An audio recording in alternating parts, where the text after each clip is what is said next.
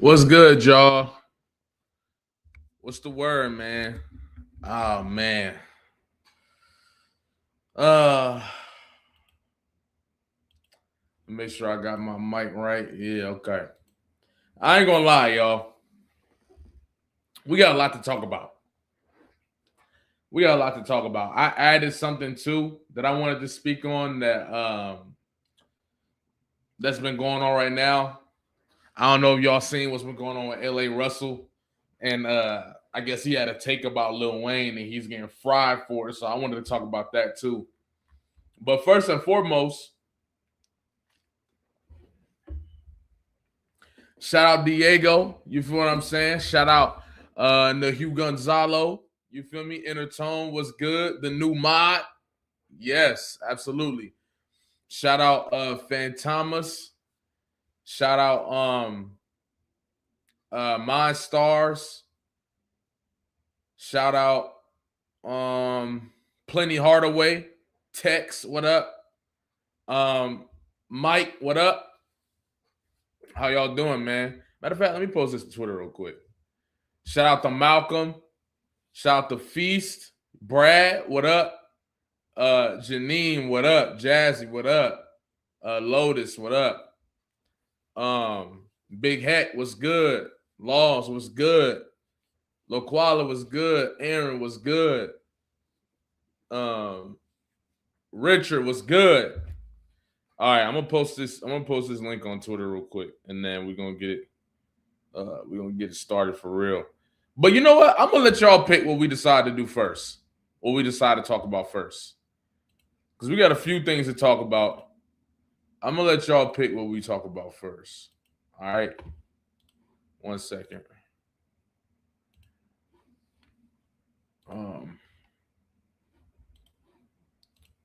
So I got a few things on here. Okay, it's a little. Let me zoom in.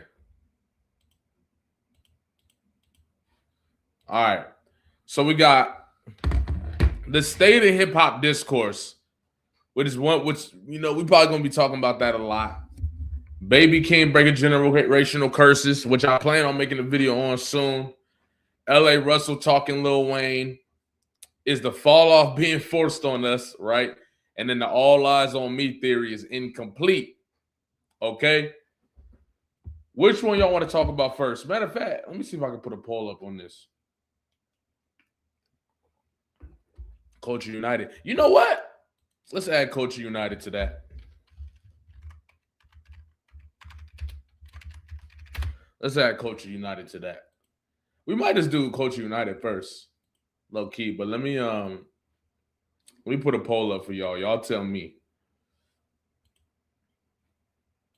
Hold on. What do you want to talk about first? All right, so first, Keem breaking curses. Is the fall off being forced on us?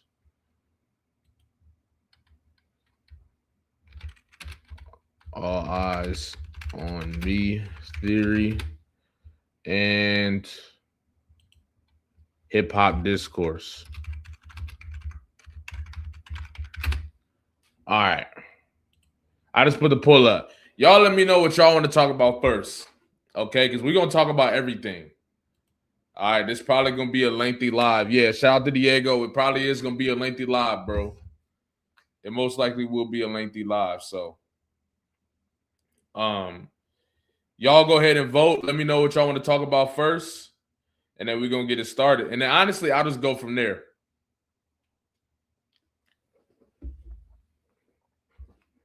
He said, never seen a rapper get pacified like Cole. I ain't gonna lie, man. This shit getting hey, this shit getting kind of crazy, bro. I'm not gonna lie, like it's getting kind of crazy. Like it was already crazy in my opinion, but it's getting kind of spooky right now, bro. On the internet, It's getting crazy. It's getting crazy, man. He said people like the fall off jalopy. It's fine. Okay. Okay. That's dope. I feel like it's definitely some mixed reviews. I think that when you look at the, you know what, we're gonna get to all that. I'm gonna break it down in a way where just trust me, trust me, trust me. We're gonna have that conversation. We're gonna have that conversation. We definitely gonna have that conversation. All right. What the poll's saying? Let's see what the poll's saying. Is the fall off? Yeah, the fall. All right. I'm gonna get at like 3 more minutes. I'm gonna get it like 3 more minutes, but it's looking like y'all want to talk about the fall off first. Okay. And I ain't gonna lie. Let me pull up the thing that kind of revved up the conversation. But while we do wait, right? While we do wait, this kind of we most likely gonna talk about this first. So this leads, we'll connect this to the Culture United conversation. And that's what we'll do. I'll talk about Culture United real quick. So first and foremost, right? I had a great time. First and foremost. I feel like, it was my first time, so I definitely wanted to ease into it. Just kind of read the room, you know what I mean? But nah, it was amazing. It was dope. I really appreciate being even considered to go up there. You feel what I'm saying? Like, I really appreciate like having the opportunity to be up there with you know what I'm saying, Justin Hunt and Rob Markman and all these guys and FD Signifier, BK once again. Shout out BK. You feel me? Yeah, it was dope. It was fun. The mediation. You can also tell why Justin Hunt is a professional and a veteran at this. Like, just the way he's able to break down the conversation, the way he's able to just even split up the time in the conversation for everybody to talk. Just how he navigated the whole thing, right? You can tell that Justin Hunt is a professional. Justin Hunt has been doing this, and yeah, I think that he definitely just the definition of professional, man. And then just allowing the conversations to be open, allowing people to get their conversations off. Yeah, great moderator. Allowing people to get their statements off, allowing people to be themselves. You feel what I'm saying? And yeah, it was super dope. I had a great time. It was a lot of laughs. It was a lot of you know what I mean? A lot of dope conversation, in my opinion. And I definitely feel like, there might have been some people out there that felt like I didn't really have anything to back up my statements. But I think that night I did a great job backing up every single thing that I was talking about as far as my perspective of it. It doesn't mean that my perspective is more right than anybody's else, but just being able to break down my perspective and why I feel the way I feel about certain things. I feel like I went up there and displayed that pretty well. You know what I mean? So I do think that anybody that felt like I was just getting on here and saying shit, definitely not. You know what I mean? I have reasons for why I feel the way I feel. And we are going to look at this NFR. Let's look at this NFR clip while we waiting, as a matter of fact. Because I want to give that a little more time. So let's look at this NFR clip while we waiting. Let's look at this. Because I'm like, okay, come on, man. And this the stuff that, you don't see people get, you don't see crazy, like super, super crazy. You'll see backlash. But it's like, why isn't this the thing that everybody's mad at? You know what I'm saying? Like, Why isn't this the thing everybody's mad at? Like, hey, we are the cipher. What's the word, dog? Look at this shit, man. Hold on. Look at this shit, man. There's some I think it's better. I think this is crazy, bro. Check this out. And you know what? It's their opinion. So I'm not, you know what I mean? It's their perspective. But goddamn, watch this. Fall Off by J. Cole is better than Mr. Morale and the Big Steppers. I think it's better than Scorpion, so both their double albums. And to dive into those catalogs, I think it's better than GNX. I think it's better than Damn. I think it's better than More Life. I think it's better than CLB. You're not stopping me so far. This is getting crazy, bro. For All the Dogs, obviously, I have those. Damn, I'm not sure about, though. I think it's better than Damn. We need some time, bro. I think it's better than Damn. Is like, there's some perfect I think it's better songs. than Utopia, Lou. I have a better than Utopia for this decade. Sure. I agree with that. Okay, let's keep going on with this. Better than Chromacopia, better than Call Me If You Get Lost, better than Flower Boy, in my opinion. Wow. Okay, better than, you're not stopping me here. I think it's better than all of A$AP Rocky's albums. I think it's better than At Long Last A$AP. Better than Level of A$AP, that classic mixtape. For sure, absolutely. Okay. I think it's better than all of Metro's albums, so I think it's better than Without Warning. I think it's better than Auto Hero. Is this the greatest? Is this the greatest album of all time? Is it the number one of all time at this point? I think it's better than He's trolling. My I See Your Future. I think it's better than the Forever Story. And I think it's better than all of Future's albums, maybe just not DS2. Man, I don't know. Some of these are a bit... Ooh, it's a serious album. Better than Damn, better than the Forever Story. Yeah, I have it better than those albums. I ain't gonna lie.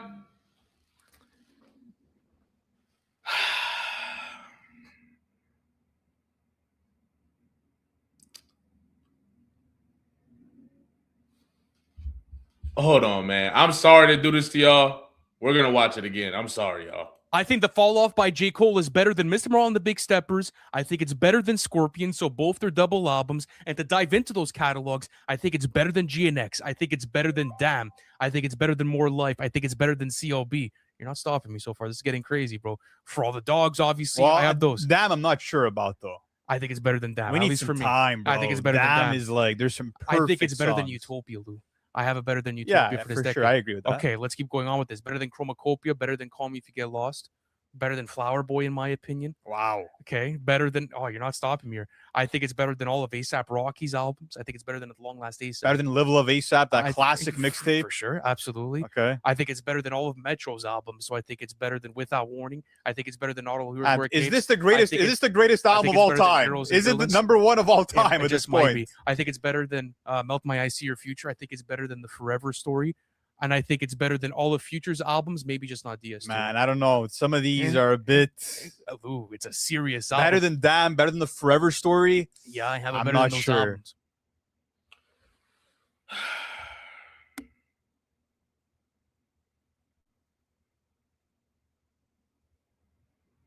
I ain't gonna lie, bro.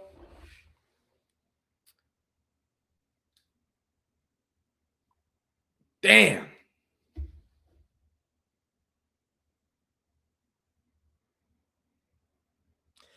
I'm not gonna lie, bro. I'm starting to feel like, what if I'm the crazy one? Like that's what I'm slowly starting to wonder. What if I'm the crazy one? Because what do you mean the Fall Off is better than Damn? Like, the way that people have rallied behind the Fall Off, and it's not your everyday people. That's the one thing that's confusing to me. Like, and I don't know, maybe all my friends just aren't really J. Cole heads like that. But when I go out and I'm having these conversations in real life, the Fall Off is not getting this level of like love. Like, I just went and supported one of the homies, went to go to a show last night. Me and some more homies popped out, boom, boom. And I'm like,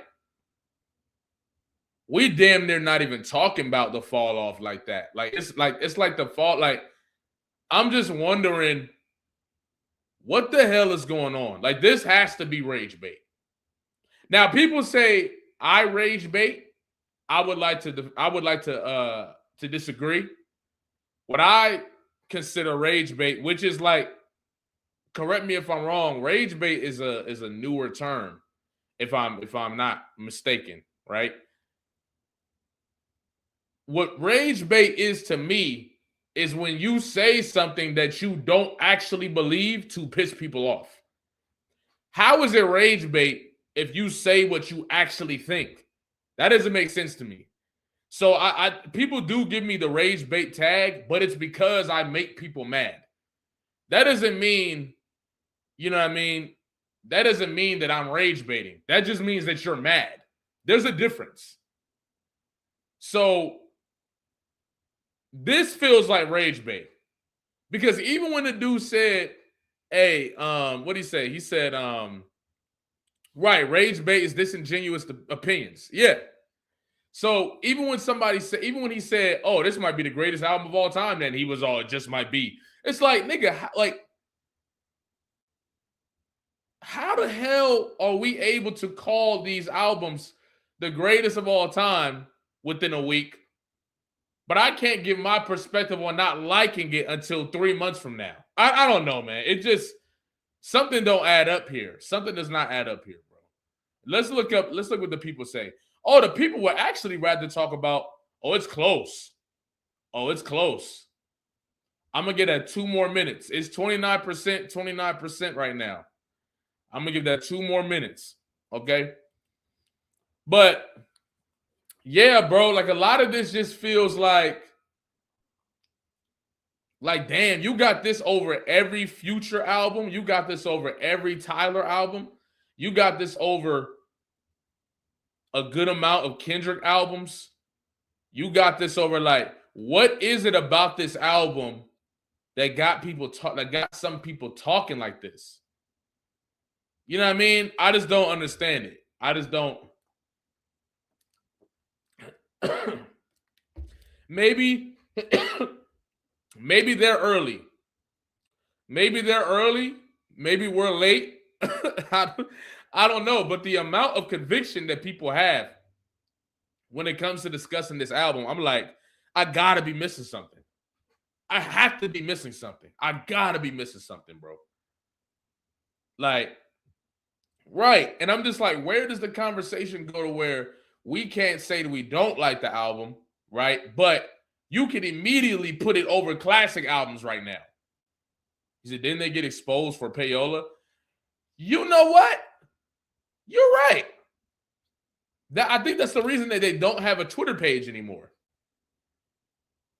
So, yeah. Interesting. You know what? And I'm not going to put that tag on nobody. I'm not going to say that that's what's happening here. But We Are Deciphered is definitely correct. And that's why their Twitter page is no longer on Twitter. Now, they could be dead-ass serious. They could genuinely be dead-ass serious thinking that the fall off is already better than some of these classes that we've named. But, yeah, this right here was insane to me because it's got to be rage bait. It's got to be rage bait. Let's look at this poll now. Baby Keem breaking curses. It's looking like Baby Keem winning. 1 more minute left.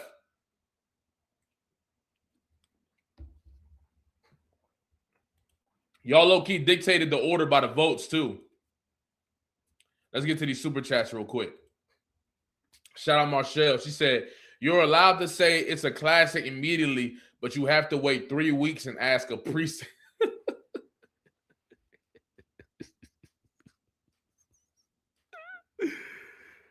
She said, you're allowed to say it's a classic immediately, but you have to wait 3 weeks and ask a priest's opinion on before you say you don't like it. I'm not going to lie. Look, We Are Deciphered probably said it best. He said he's drained. And I'm not going to lie. It's starting to feel like that because I'm feeling like it's like, damn, I can't even have a perspective on this album without it becoming like a morality conversation. That's the part that's confusing about me. Like, confusing to me. It's like, why are we not? We can't even like not like the album. I just feel like when we talk about we're gonna get to that later. I got a lot to say. That's gonna put this shit into perspective. Trust me. But yeah, I think the hypocrisy shows in this right here. How are you sitting here telling me that I have to wait 72 hours to say that the album, that I don't like the album, but you don't have to wait 72 hours to say it's a classic and that it's fire? That's the part I'm confused about. You know what I mean? It don't make no sense to me, bro. It makes no sense to me. But shout out to Marshall for the super chat. I really appreciate you. That's love. Shout out Zone Fanfic. This is what I get for just giving the album a 6. Right? Like, and I feel like a lot of people say that. Like, you see a lot of people feeling like it's cool. It's a cool album.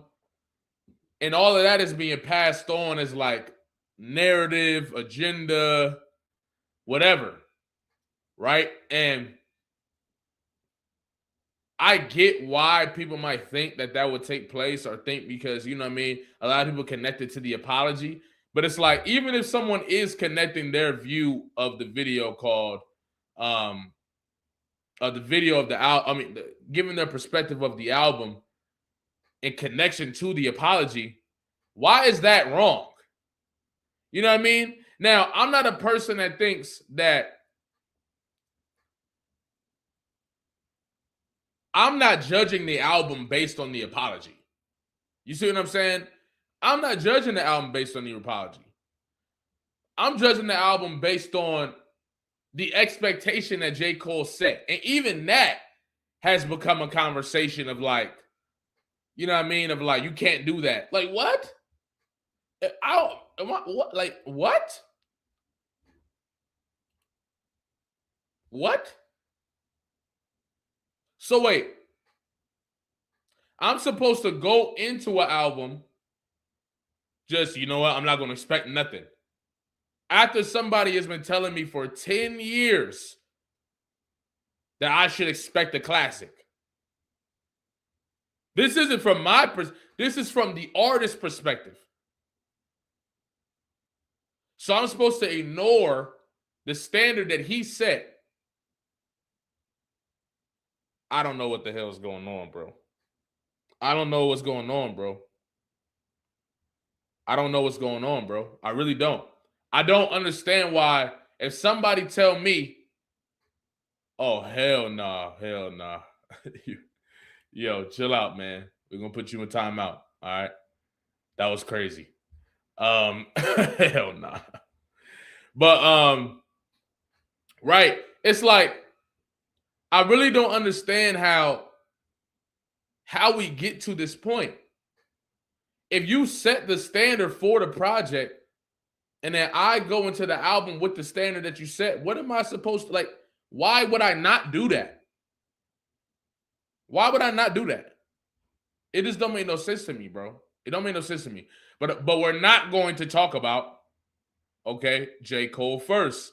What we are going to talk about is Baby Keem first. The people have chosen. The people have chosen. All right? So this is what we're doing. The poll just ended. Shout out to everybody that voted. You feel what I'm saying? Baby Keem Breaking Curses comes first.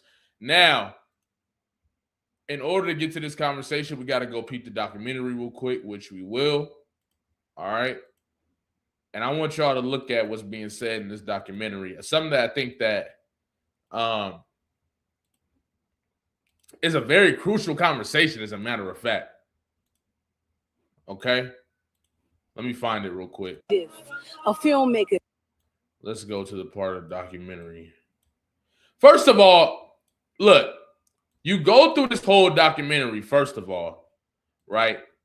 And you just seeing, you know, first of all, that's Baby Keem's auntie right there, right? Back in, like, I think it's in 2002. She's always wanted to be a filmmaker, right? And do this very thing. And the fact that Baby Keem made this possible for her, it's dope, right? That's the number one thing. But it speaks to a grander conversation too. It's like, how many of us in general, right, have family members or whatever that no longer are pursuing or no longer are going after something that they love, right? And that could be for a multitude of reasons. I'm sure we all got family members that are very talented or very whatever, just very whatever in any field that might not necessarily be pursuing that. And a lot of the times the conversation comes back to the fight for survival, right? If you grew up in an environment where survival isn't the number one thing that's on your mind, right? And survival isn't the number one aspect of your existence, because that's the case for a lot of people in low income areas, right? In poverty stricken environments and etc. Survival is the first thing you're thinking about. So your dreams, all that should get pushed to the side. You feel what I'm saying? So Baby Keem even giving his auntie an opportunity to do this. The spammers, Drake. Oh yeah, you're out of here, buddy. What do niggas get over that? What do niggas get out of this? Like, I'm just curious. What do y'all get out of that? But ultimately, when you look at it from that perspective, it's like giving his auntie the opportunity to do something like this is a generational curse being broken in itself. Because now they're able to produce. Oh damn! Let me get this on Twitter. They sending the bots. Oh hell nah.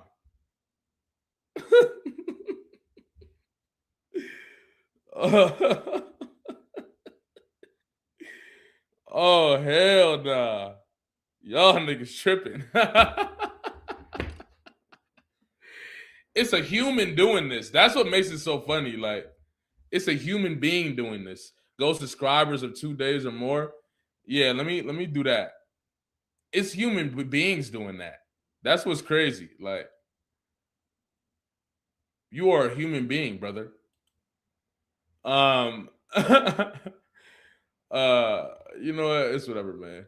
But yeah, this in itself is just breaking a generational cycle in itself.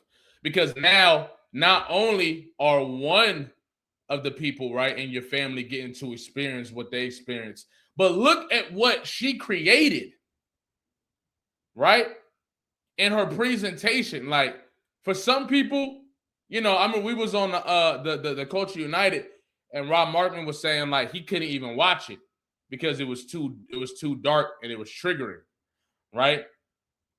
And I'm like, that's 100% understandable, because if you have these experiences, or you have people in your family who have these experiences, especially the part where bro was, you know, in the alley. I think it was I can't remember who it was, but he was hitting the pipe, and it's like, of course that's gonna be triggering, right? But it's to take note of, this is a form of journalism, right? The journalism not always going to be super clean and super put together and all this different stuff. Like, we need people who's going to document reality too, right? So when you look at it from that perspective, these are generational curses being broken. This level of, it's real, exactly. And that's what journalism is supposed to be, right? Looking at it from that angle, she's giving people a voice in this documentary, right? She's giving people a voice and an understanding. And even if you haven't experienced this, you get to see where people are coming from. Because a lot of the times, like, how many of us really knew that this was Baby Keem's reality at one point in time? You feel what I'm saying? Like, even when we listen to the lyrics, he hints at it, and he hints at the idea, but it's like, how many of us really knew that this was the reality for Baby Keem? And his aunt being able to express that and display that is in itself breaking generational curses. especially for people, right, that do experience this and might be experiencing this right now. Just somebody knowing that there's more to this, so somebody knowing that other people are experiencing this is enough to deal. Yo, what the hell is going on, bro? Y'all niggas are freaky. Y'all niggas are freaky, man. Yo, nah. Oh no, y'all freaky.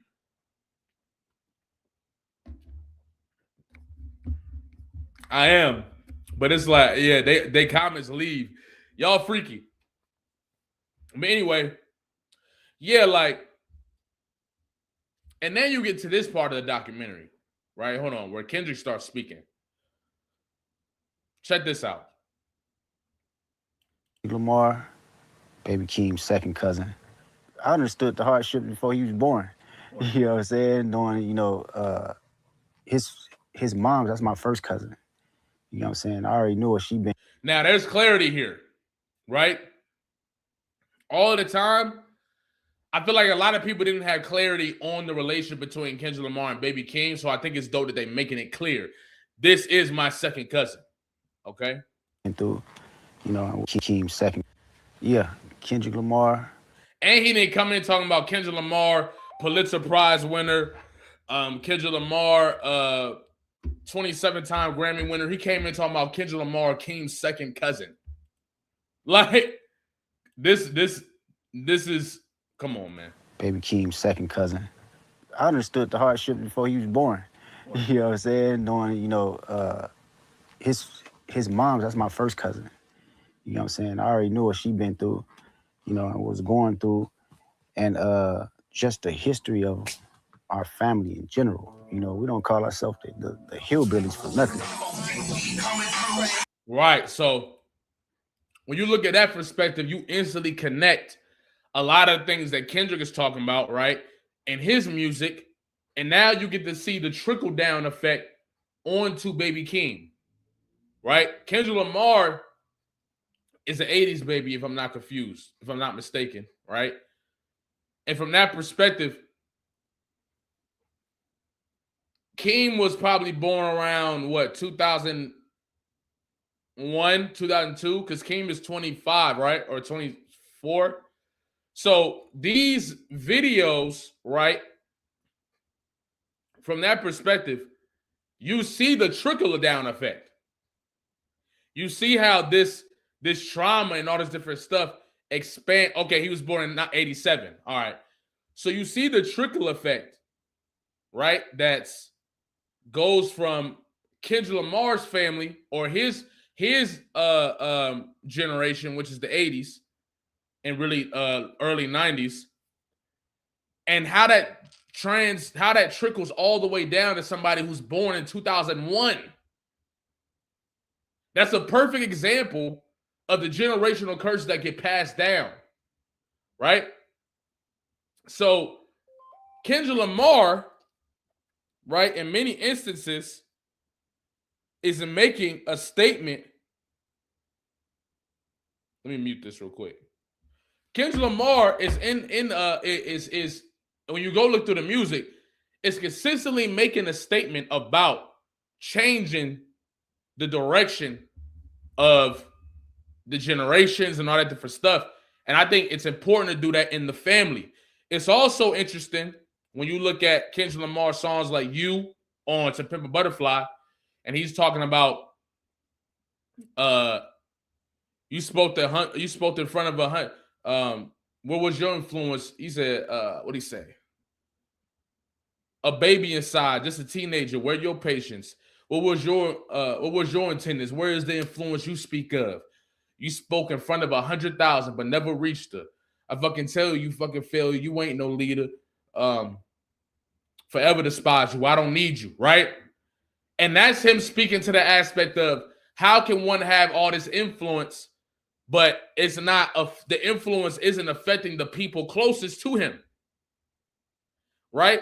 These are the things I think about when I see stuff like this. I think back to those bars, And I think about how he's rewriting that narrative in real time.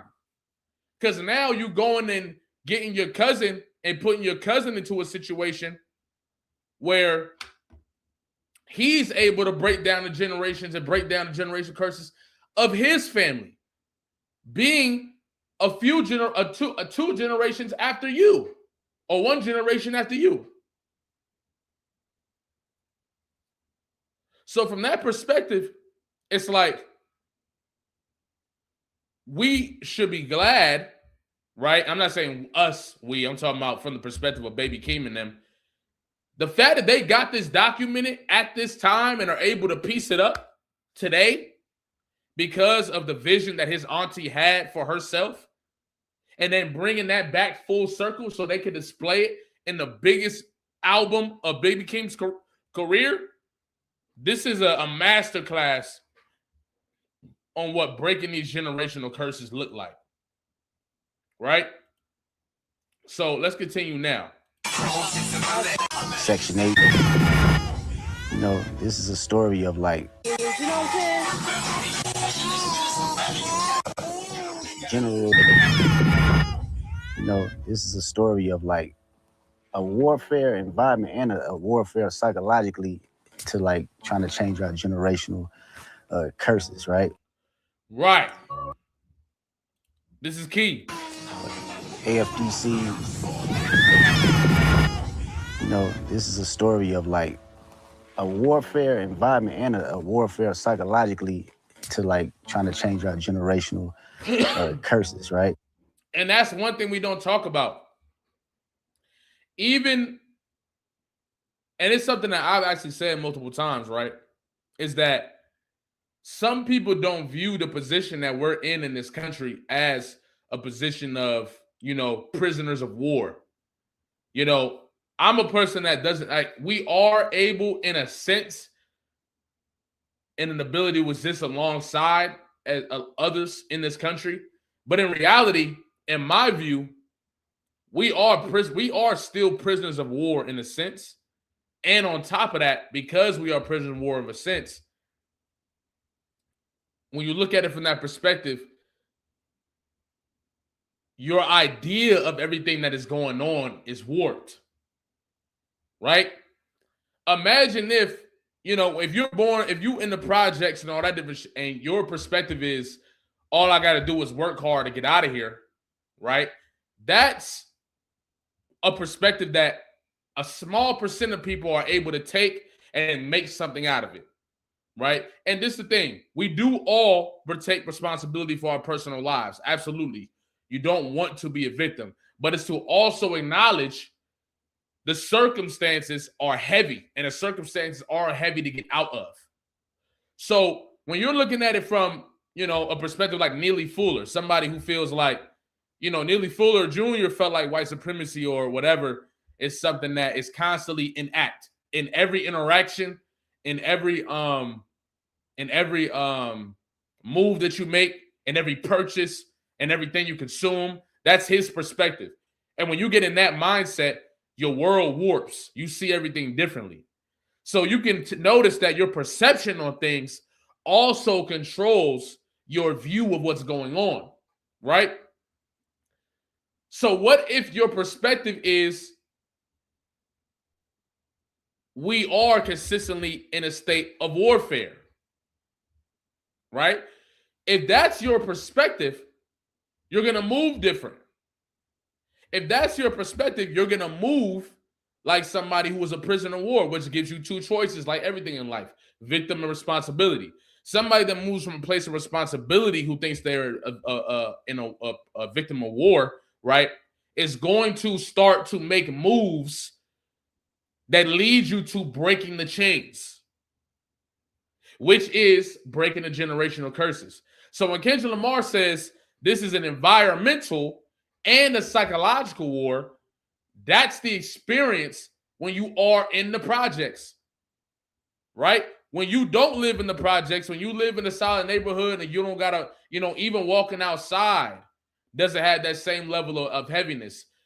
Seeing somebody walk past you in the street doesn't have that same sense of uncertainty, right? That same instance of uncertainty, right? Of I could possibly make the wrong head nod, and now I'm in a fight.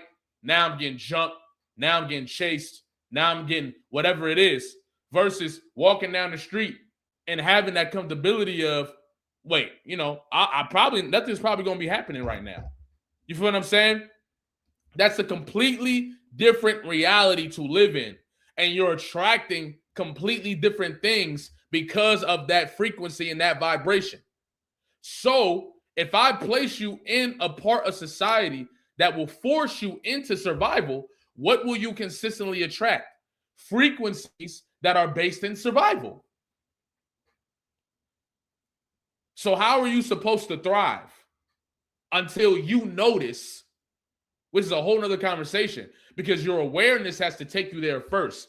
Your awareness, you have to be woken up, which is the origins of woke, right? You have to be woken up to realize this is the environment that I'm in, and therefore I have to change the rules in my mind. If you don't recognize that, you will always be in a state of survival, which will attract survival situations. And now you're trapped in this reality forever, right? And this is why I'm one of them people that think I don't need a bunch of artists to go out there and go on stage and say, hey, my president is in the files and all that different stuff. I don't need my artists to do that. If you are altering the perspective and the minds of human society, of people in the projects, that is revolutionary, because a lot of the time, that's where it starts. Your awareness. If you're not aware, you can't go anywhere. So when Kendrick says it's an environmental and psychological warfare to change the generational curses of our family, I believe that's what he's talking about. It's the perspective of going from surviving to thriving. That's the only two existences you get to have in this world: surviving and thriving, victim and responsibility. So if I, right, as the oppressor, am want to keep you in survival so that you can never compete with me in this country, I'm going to make sure that every single thing that I do, every single experience that you think about, every single thing that you project is from the place of survival. That's how I win. That's how I continue to thrive while you survive. And now we're no longer competitors. The same way why every time we build something and create something, they burn it down. So it is, in my perspective, psychological and environmental warfare constantly. And when you're aware of that, you see the world a little different. You might not abide to the constructs as much, right? There's a lot of people that don't, you know, I piss people off every time I say this, right? And I know I'm pissing some of y'all off too, but that's okay. When you look at it from that perspective, right, my mindset isn't, and once again, I'm not telling people not to vote, understand that, but my mindset isn't, okay, if we get the right person in office, things will change. Why? Because the very system that is put in place to make sure I'm in survival decided the rules, right? Right, that's what he was talking about on Eyez, exactly. So the very system that put that in place, they're the ones that decide the rules. So from that perspective, I'm always going to be, right, looking at it from the, what is it going to take for us to become aware and act on that awareness? Sometimes it's going to take a president that everybody hates. Sometimes it might be a president that everybody likes. Sometimes it all depends. At this time, how do we awaken? How does the collective awaken? Right? It starts with the awareness. And a lot of the times you have to be faced with something that you hate in order to be aware of that awareness, to open your mind. So I can't really place too much of my energy, for me, right? Not for y'all or anybody else. I can't place too much of my energy in saying, okay, in order for us to get out of this, I got to go get this person in office. I can't do that. You see what I'm saying? In my perspective, we have to collectivize and see what is going to make people get the fuck up the most. It's the music. It's the music. It is hip hop. It is, you feel what I'm saying? Like, these are the things that we have to be able to be aware of, and the music does that. So when I see Baby Keem, right, use the documentary in order to display his auntie's talents and display that lifestyle, and then turn it around, right, and drop the biggest album of his career, all this different stuff, this is when I understand, okay, there's bigger frequencies than the ones that are being presented to us. It's all about our frequency, and it's all about the state of existence that we live in. Which is why, in my mind, Kendrick Lamar is a revolutionary. Even if he don't go up there and say, oh, Donald Trump did this, or Kamala Harris and Biden are doing this and all this different stuff, right? Or outwardly condemning the war and all that. Kendrick Lamar is consistently, and has been consistently since I was a kid, rewriting the narrative about what it is to be conscious, what it is to be all that different stuff. So in my mind, Kendrick Lamar is a revolutionary. And that's my perspective on this part. See, you know, this is a story of like a warfare environment and a warfare psychologically to like trying to change our generational curses, right? And people underrate generational curses. Bro, if you really are able to identify the generational curses, you'll realize a lot of people die in those same generational curses, just in different ways. For example, like your family might have the generational curse of stubbornness. Your family might have the generational curse of lack of vulnerability. Your family might have the generational curse of pushing people away, of isolating, right?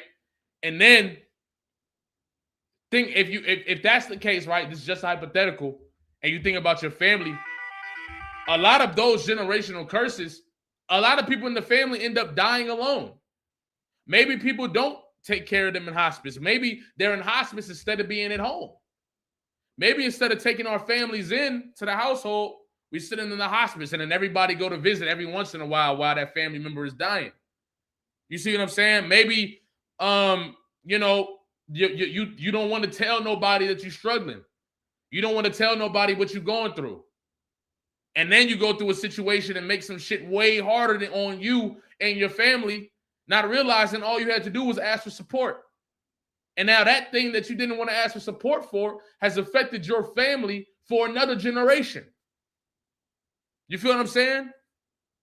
So from that perspective, we don't even talk about how, we don't even talk about how those generational curses show up even in death. You can follow those curses all the way to your deathbed. Real talk. All the way till you die. And that pride and that stubbornness and all of that, people will literally hold on to that shit for so long. They would rather die than break through that. AWAX, I love that you said this. Sometimes it hurts more to ask and not receive. And that's what we mean by vulnerability, right? That's what we mean by facts, seen it happen, say less. That's what we mean by a level of vulnerability, right? A level of understanding that it's okay to be vulnerable, right? That it's okay to not have control of everything. Sometimes people don't want to ask for things because they feel like they're going to be rejected. That's the fear of rejection too. That rejection might tug on your self-worthiness. That's where that conversation comes from. Which again, if you are in low-income areas, right? What are you taught, even by our own music? even by our own music and hip hop, what are you taught? Right? That if you are broke, or if you don't got no money, or if you don't got this, or if you don't got that, then you're less than. Right? You're less than. If you got to ask anybody for anything, you're less than. You see what I'm saying? So all of it is tied to self-worth. That's the crazy part. This is why the people in the projects usually don't love themselves. Because you're taught not to. You don't have anything. So we don't talk about how those little things and those little perspectives trickle down into even asking for help. How the hell are you supposed to ask for help when a lot of the times the people that you want to ask for help don't have enough to help you? And if they do have enough to help you, there's the possibility that you'll be rejected, which will hurt your self-worth again. And all of this is connected, bro. That's why, in my perspective, even in, I know I don't do as much spiritual content as we was doing that last year, right? But even in the perspective of me saying that everything in this world, in order for you to break through, right? And I just dropped a members only video that kind of speaks on this. In order for you to break through, you got to recognize that you have to have a breakdown first. What happens is people get caught up in the breakdown, right? And then that's it. You get caught up in the breakdown and then you stay in the breakdown. And then that's it. When in reality, every breakdown is an opportunity for a breakthrough. For example, Donald Trump, right? And this is how I view it. And I hope y'all have an open mind when I'm saying this. I know some of y'all are gonna get what I'm saying, so it's okay for the people I piss off. Even if you're looking at Donald Trump, right? Off rip, Donald Trump is like boom, boom, boom, boom, all this different stuff, right? But Donald Trump is a necessary evil. Why? Because the collective in America needs a breakdown before we have our breakthrough. There has to be an enemy, right? There has to be something that we're able to focus on and recognize that is the reflection of our reality in this country. It's the same reason why when you get like Obama in office, right? Niggas make songs like, my president is black, my Lambo was blue, and I'll be damned if my ears ain't too, right? We all happy and shit going great because it's in office, boom, boom. That niggas fall asleep. And now, the same thing that we thought would stop is happening in Libya. Now it's all these different, now it's Gaddafi getting knocked down for wanting to create a currency for Africa. All this different stuff, right? But we don't talk about that because of who is wearing the warfare. But when you get Trump in office, you get, fuck Donald Trump. Niggas is organizing now. Niggas is talking, you go outside, everybody organizing. Everybody getting ready. Everybody getting busy now. Everybody getting active. Right? So it's to recognize if you can just step out of that construct a little bit, fuck the construct. What's the most important for the collective to wake up? And if this is the enemy that needs that to happen and be necessary, then that's what we get to do. That's what gets to be there. You should have disdain for whatever is going to put us to sleep as well. You feel what I'm saying? This is why I think it's difficult for people to listen to Kendrick. When you hear a lot of people listen to Kendrick, it's like, I think niggas say shit like Kendrick not versatile. Okay, you don't listen to Kendrick. But it's hard to listen to Kendrick because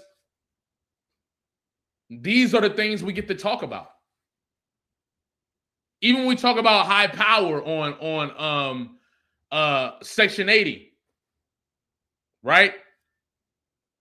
He's constantly talking about building your own hieroglyphics, building your own story, building your own situation so that you understand, right? And I think maybe that's why Kendrick Lamar music hit a little different from me, because That's what I'm hearing. I'm not hearing a nigga just get on a beat and he just rapping. I'm hearing a nigga break down the construct. I'm hearing a nigga make people reflect. And that's where it starts. That's where the collective gets to rise.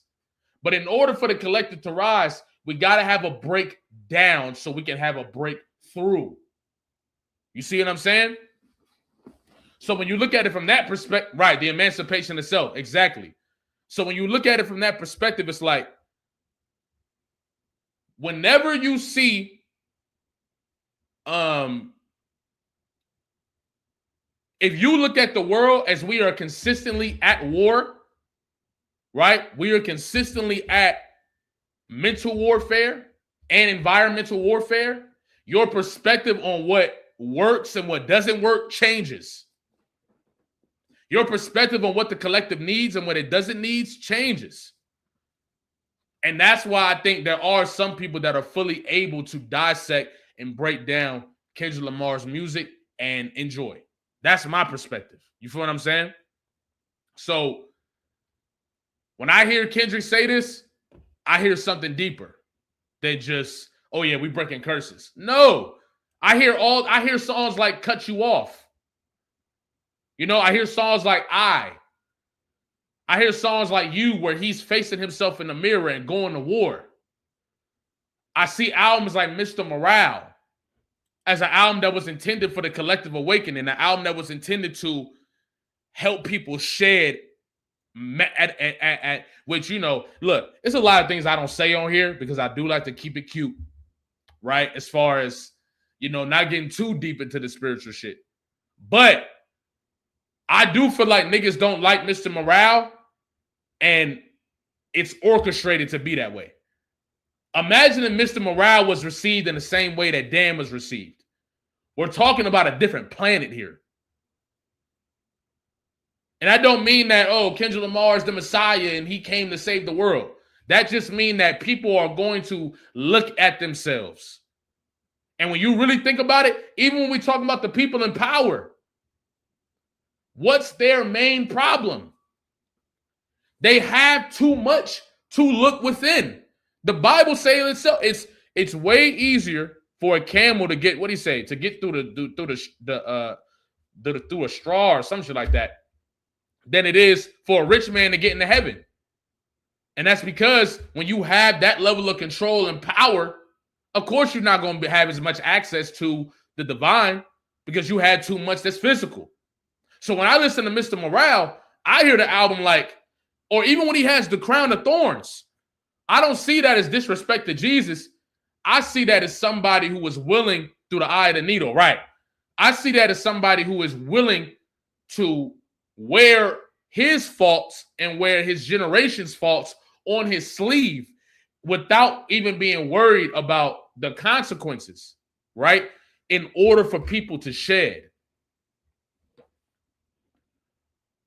And if people can shed, even the people at the highest positions in the world, we're talking about a different world. We're talking about a different world. You feel me? I'll leave that there though. I think we pretty much talked about that. You know what I mean? Well, but that's what I feel. Even we talk about right here, you know, where his family member in the alley, you know what I mean, hitting the pipe and all that. That was heavy for a lot of people because it's a lot of people who one man standing on 2 words, heal everybody. I'm telling you, what his wife tell him? What was Whitney telling him? Whitney told him, hey, just tell them the truth. Just tell them the truth. How do we identify our generational curses? Okay, so the way I look at it, right? You find your generational curses by finding the things that are limiting beliefs to you and then trickling them down into the behavior of your family. So, for example, right? One of the things I learned when I went through workshops and I did my thing, right, was I don't like to ask for support. right? And I used to wear that as a badge. I used to wear that as something that I wear on my, you know what I mean? Like, yeah, why would I ask for support? I'm gonna get it on my own. I don't need nobody. Boom. That's how I was raised. I remember I went through a whole situation where, you know, not to get too detailed, but it was a lot of crazy stuff that happened, and I still had to get stuff done that day. And then I came back and made shit happen. And I remember my uncle called me. He was like, hey, one thing I respect about what you did is you didn't ask nobody. You didn't ask nobody. You ain't call me. You ain't say, come do this. You ain't doing it. You just took care of it yourself. And a younger me, right? A younger me who hadn't put in that work would have been like, that would have felt like validation, especially from my uncle, right? But then I thought about it. I'm like, well, actually, that made it harder than it had to be. If I would have just asked you for support or asked the rest of y'all for support, not only would I have been dealing on my own self-worth in that conversation, right? But I would have been able to even give you an opportunity to supply blessing. And that's the thing that we don't think about when we talk about asking for support. When you ask for support, you give somebody else the opportunity to provide you a blessing, which provides them a blessing. So when I looked at that and I noticed I don't like to ask for support, I started looking around like, wait a minute, where did I get that from? Where did it start? My childhood. And why did it start in my childhood? Because the people in my family don't like asking for support either. So that's how you identify your generational curses. The behaviors that hold you back from everything that holds you back from living the life or thriving in life. Every single thing that is holding you back, your limiting beliefs or whatever, that provides you, that stop you from living the life that you were born to live, which is you at your full authentic self, which is the thing that brings you the blessings that you deserve, right? You can find those things in your childhood, connect them to the people in your childhood, and there you go.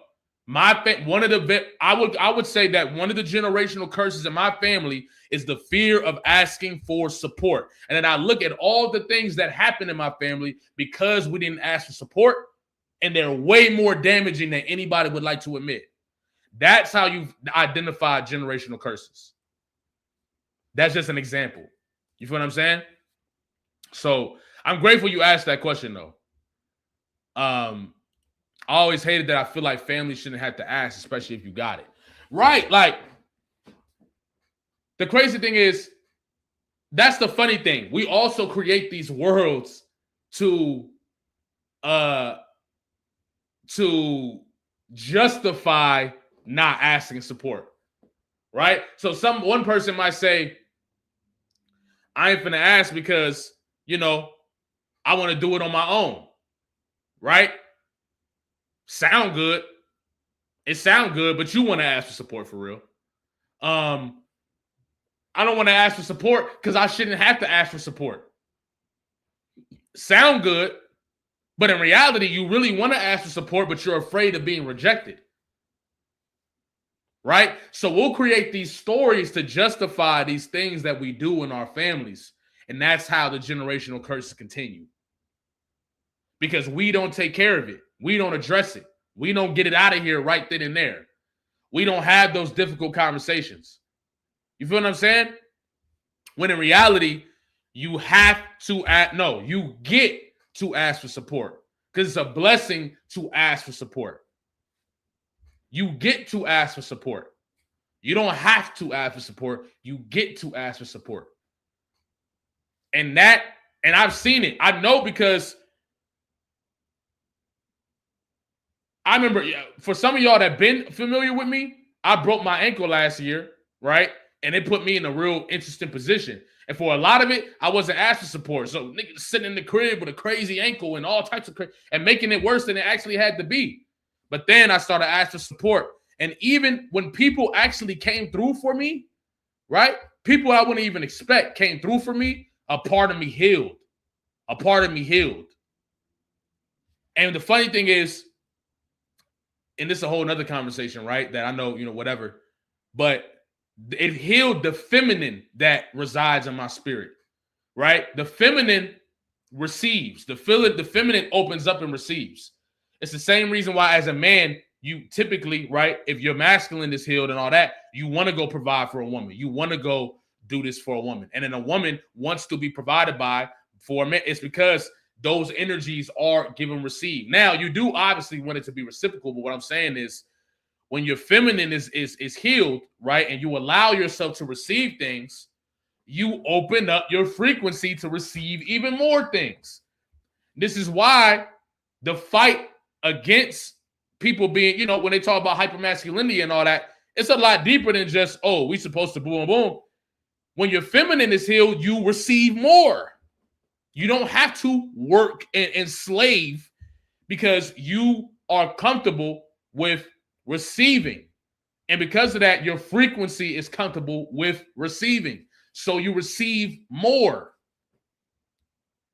In 2025, leading into 2026, that's the one thing that made the difference in my life, or really 2024 into 2026. The one difference that made it was that I started to heal the part of me being able to receive, and therefore I began to receive.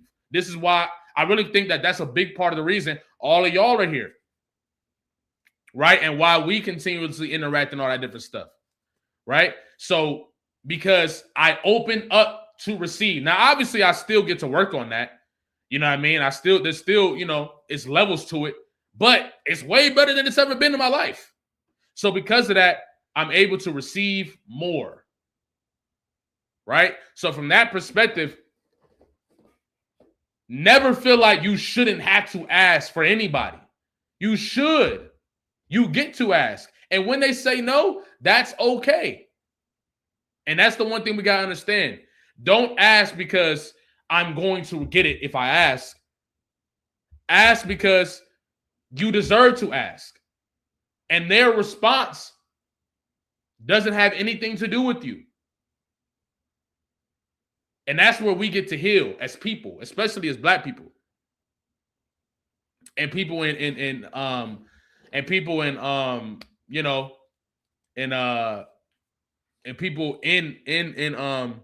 survival anyway. That's where we get to heal. You feel what I'm saying? So from that perspective, when I hear Kendrick say stuff like this and I see this documentary, I feel like I'm seeing something different than maybe other people are. You know what I mean? So this is why I appreciate, talking about the balance of dualities. Right. Another thing that Kendrick talks about, right? And Father Time, right? He said, my little niggas ain't got to ask for nothing because I know how they feel already. Right. And then the crazy thing is, too, let's say on one, you might open up somebody might be a taker more than they are a giver, right? And if you go and ask them, boom, boom, you might be opening up the pipeline to them recognizing, you know what, maybe I should give more. And then what? When you realize you should give more, you recognize how much you really have. And when you recognize how much you really have, you might recognize, you know what? I get to receive more. And then when you recognize you get to receive more, you start doing the work to receive more. And now your life is completely different. This is what I'm talking about. Like,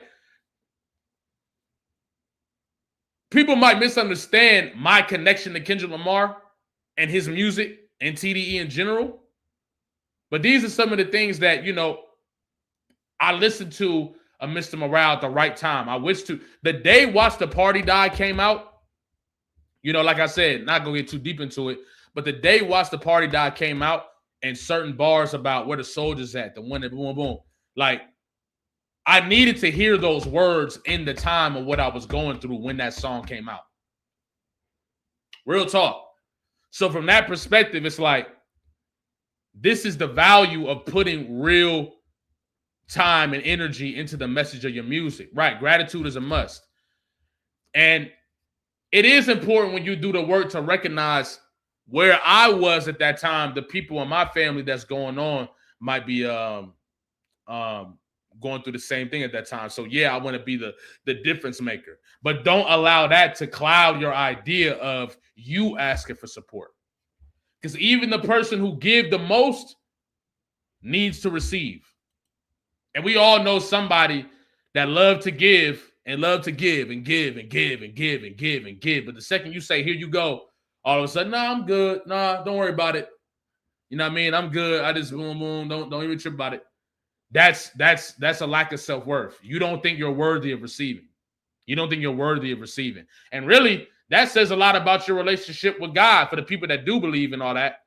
Even if you don't believe in God, the universe, whatever the hell you believe in. When your relationship with that source is patched up and is in place it is, everything else reflects that. That's how I feel. That's just my perspective. But before we move on, let's read some of these super chats. Shout out to Uji for the super chat. J. Cole is a lot of people's my baby's first lyrical rapper. As a result, even if you give a mild criticism like average, some Cole fans get offended. Yeah, I do feel like Cole is also one of those guys who like are entry to hip hop. Maybe not entry to hip hop, but it could be entry to lyrical hip hop. So a lot of people's perspective is like J. Cole is the most lyrical, or he's one of the most lyrical because he's the entry to that. But in my perspective, if you've been locked in with Boom, J. Cole might not come off as impressive to you as he does to others. And some people just don't understand that, and that's okay. Appreciate you for the super chat. That's love. Ron Stu, thank you for the super chat. They're Drake fans and Canadian. We can't take the. Oh, you talking about NFR podcast? Yeah, nah, that shit was crazy. Hey, thank you for the super chat. That's love. Leonardo Thomas, much love, bro. These niggas' taste in music in general is trash anyways. They trolling. I ain't gonna lie, they gotta be trolling. Because them niggas saying, yeah, I can't, man. I appreciate you, though. Thank you for the super chat. Shout out to Lamar, what's good? Thank you for the super chat, bro. He said some of the same people that said Mr. Morale, his most personal album, they said it was too much. Cole drops his most personal album. Now it's a classic. I see what you're saying.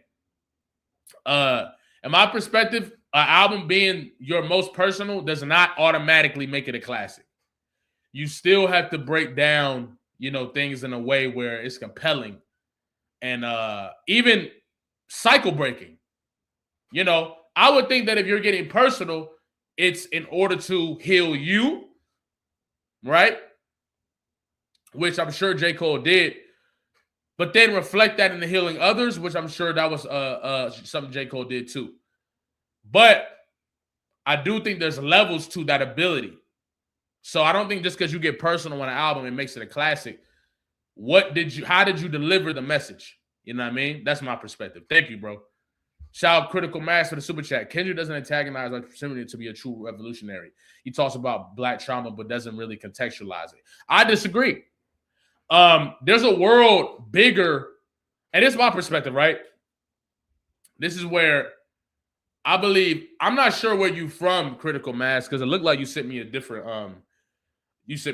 currency. But I disagree. I think there's not really many people who contextualize Black trauma better than Kendrick. When I think about Cut You Off, right? Cut You Off by Kendrick Lamar. That song is powerful to me because of the verses where he started talking about just people wanting to flex because of what they did to somebody and what they're going to do to somebody, and how that brings down your frequency. Or even the family. He goes to the end and talk about the family. And he's talking about, why can't I hear the song in my head right now? That always happens to me. It's one of my favorite songs too. I keep hearing Man at the Garden. Does that happen to y'all? Y'all try to hear a song and another song keeps playing? Because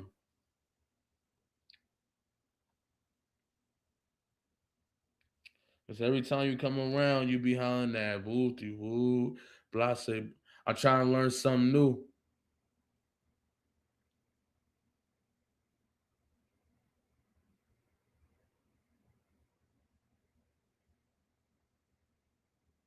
Oh, okay. I'm trying to learn something new. I'm trying to find myself with certain demons. No. That's the first verse.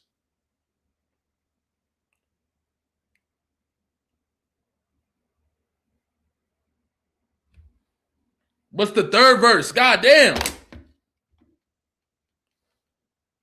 How does the third verse start? Oh,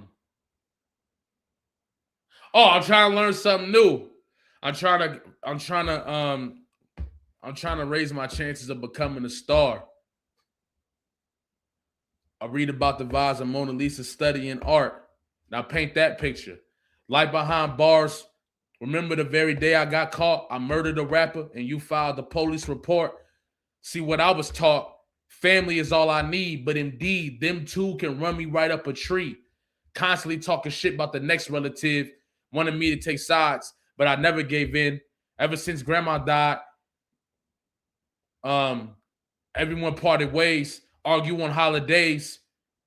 Left my uncle in prison for 15 years, no one paid him attention but moms. Yeah, my mama is loyal as any system would come. Come to my house just to yap about your own people. Dang. And if my blood wasn't running through y'all veins, I would probably cut y'all off. 2. Because every time you come around, they be howling that woo-de-woo. Like, how is that not contextualizing Black trauma right there? There are 100 stories being told in that one verse that I know everybody experienced. Everybody being that experience where you and the family and, you know, the family come through and everybody got something to say about this and this and this and that. Even part of families that's struggling, the part of families that might be on drugs, the part of families that might be mentally ill or whatever, and we just talking down on them, right? And being in them spaces and being like, I don't want to hear this, but if you say something, you can look like you an enemy. You know what I'm saying? That speaks to a bigger conversation about the love within that family. There might be love when it's time to fight, when it's time to go and get, and you know, something happened in one of the family and somebody want to go. There might be love in that perspective, but outside of that, it's like, you know, that does contextualize it. And it actually contextualizes it in such a real way that it doesn't feel revolutionary. But in reality, it does. It's just such in a relatable, humane way that it don't feel revolutionary. And that's what I'll be saying. That's revolutionary to me. Right? White supremacy, and this is what I'll say, is not the end-all, be-all either. The world existed before it, and it will exist after it. That's how I look at it. Like, even when I talk about our system in this country, right? And we look at our presidential system, right?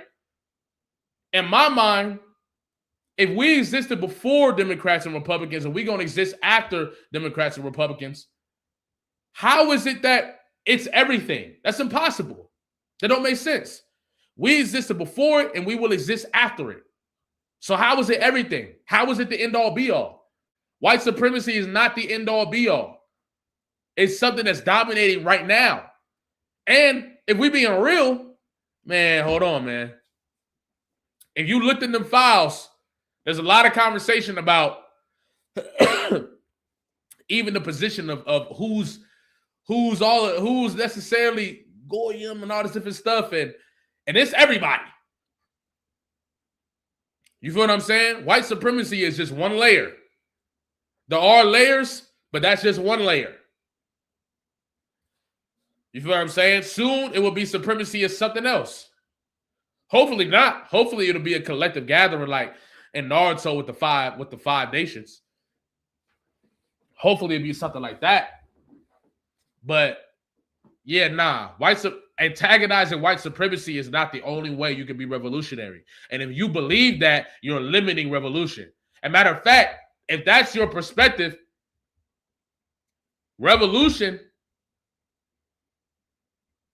is going to, if that's your perspective, then revolution is severely limited. You're only making it about the physical in that aspect. What about the spiritual? What about the spiritual revolution? You feel me? The mental like, of course, deconstruct. I had to deconstruct white supremacy before I really got a lot of places, before I got anywhere, right? But from that perspective, when you do it, you realize, oh no, this is way bigger than that. We're like in a giant web where when you break through every single level, there's another one. And then there's another one. And then there's another one. And there's another one. And there's another one. And a lot of times, it all comes back to the simple things. Love, compassion, forgiveness, all of that. You feel me? So I get what you're saying, but white supremacy is not the end-all be-all. Because once white supremacy goes down, that's not the end of the oppression in this world. That's real. That's real. You feel me? But I appreciate you for the super chat, bro. Shout out Evo Can. I appreciate you for the super chat. Much love. Appreciate the consistent precision and authentic humanity in your content. Hey, that's love, bro. Regarding getting active, hip-hop can give voice to different cultures. Native Americans, Filipinos, African, this. Yeah, like, that's my thing. Like, you know, I know y'all love the Ice song. It's a lot of people that hate it. It's a lot of people that, you know, especially like on the Twitters and all that. It's a lot of people that didn't like it for different reasons. And a lot of people that looked, you know, and it didn't matter what shade of skin they wore. It didn't matter what side of political party they was on. A lot of people was mad about that song. And my perspective is, it's whenever people start talking about the unity in these constructs, you piss everybody off. You know what I'm saying? You piss everybody off. So that lets you know, oh, this is where it hurts. This is where the collective hurts. The collective doesn't believe that it's worthy of unity. The collective doesn't believe that it's worthy of revolution. The collective doesn't believe that it's worthy of changing this thing where people get to live a better reality. You know what I'm saying? Like, the collective doesn't believe in itself. So this is why, you know, I say certain things. And I feel like it's the same reason why you'll hear other people say certain things. Like the superstars of the world. Because it pokes at the constructs. It pokes at the constructs and it triggers people who are stuck in the constructs. Even me, it happens to me too. Right? So this is why, you know, hip-hop does give a voice to all these things. Hip-hop is the world. It's our music, but it can be the world's music if we use it right. I know the way people were revolting to not like us in Nepal, like that lets you know, like hip-hop is that powerful. To people who aren't even necessarily fully connected to the experience in this country, the oppressed are the oppressed. The oppressed are the oppressed. You feel me? So at the end of the day, us creating this music is music for the oppressed worldwide. So in that perspective, I do try to, you know, even at the cost of, you know, people hating, people being mad, smear campaigns, whatever, even at the cost of that, I think it's worth it to have these real authentic conversations about some of this shit. Even if I look back 2 years from now and I'm like, I was wrong about that. Like, this is how I feel today. So that's what I'm going to stand on. I appreciate you for that super chat, bro. Real talk. Shout out Ron Stu again. Thanks for this live. You were cooking and you are appreciated for the theories, reaches you make people think. Thank you. I appreciate that. For real, for real. I do. Thank you. Yeah. We're finna talk about that theory in a second too. But yeah, I do appreciate that. And that's love. Thank you. Thank you. Much love. Thank you. Shout out to P-Pop Fairy for the super chat. There's some amazing Palestinian hip-hop. I got to check that out. You feel me? But it start with us. All of this start with us. You know what I mean? That's how I feel. Let's move on, though. I feel like, you know, we spent a good hour on that. Let's move forward. So now, let's talk about the all eyes on me theory. Oh, yeah. Hold on. One more thing. Shout out Zone Vanfit. White supremacy is only one tool of colonialism, a multifaceted orchestration. Any push away from that is toward freedom and opposition follows to those who seek to control it. The files are proof. Exactly. Exactly. It's only one construct. I think they want you to believe that it's the only construct because then you'll stop once it's done. Right? Now realizing that this shit is on its last goddamn leg. For real. It's on its last leg. You feel me? But it don't stop there. You know what I mean? It don't stop there. We got to get to the root. We got to transform spiritually off this motherfucker. Real talk. We got to ascend as a collective spiritually. And I think we are in the era of that happening. I think that will happen this era. I think that will happen. I believe that for the last, I have believed that subconsciously, but even seeing Cat Williams and his interview, I believe that like it confirmed to me, oh yeah. I see. You know what I mean? So facts, Zone. I appreciate you, bro. Right. Can't heal the world. We don't heal ourselves. Exactly. It starts with us. Michael Jackson said that too, I believe. So let's get to the all eyes on me theory. Okay. Y'all give me 1 second. Hold on.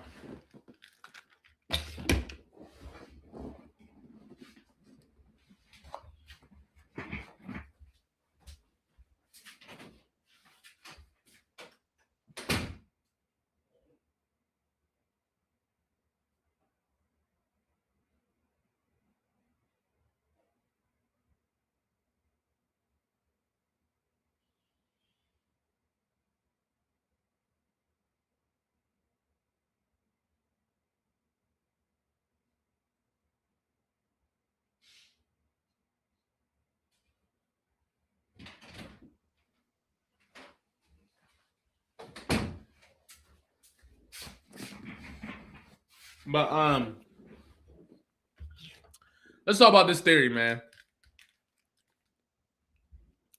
Yo, shout out Leon for the super chat. Watching your stream at 4:17 a.m. Much love from Germany. Hey, that's real, man. I appreciate that. Real talk. I be forgetting that, it's a bunch of different countries watching too, man. That's so fire. I definitely desire to travel this year for sure. I want to go to Africa and Japan first and foremost. Africa and Japan, 2 places I want to go. But yeah, I appreciate you, bro. Much love. Real talk. Now, the all eyes on me theory didn't go through all the way. And that's okay. Because I believe that the theory was probably the most successful of all theories that we put together thus far. You know what I mean? It's the whole thing wasn't wrong. Okay? The whole thing was not wrong. We got the majority of the theory correct. They did step on the release, right? They did do the announcement. And now what we thought was that something was going to drop on the 13th. It did not, right? It did not. But does that mean that the theory is incorrect? Not fully, right? We just didn't get the day right. For me, I do think a double disc will be coming from Kendrick Lamar. I still do. Now, one thing I didn't consider was the fact that does Kendrick Lamar, knowing all the different albums that are coming out this year from his side of the camp, still drop an album in order to compete with the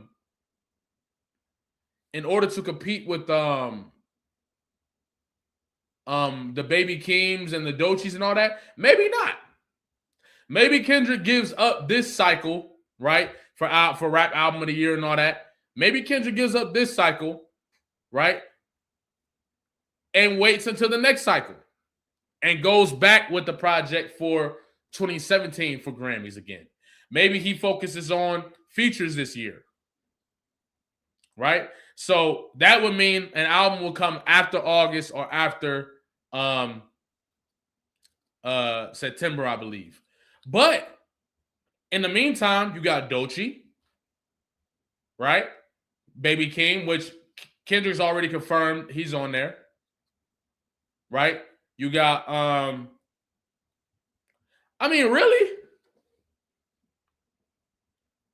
He said 11/13/26 is the 30th year anniversary of Machiavelli. Hey, man.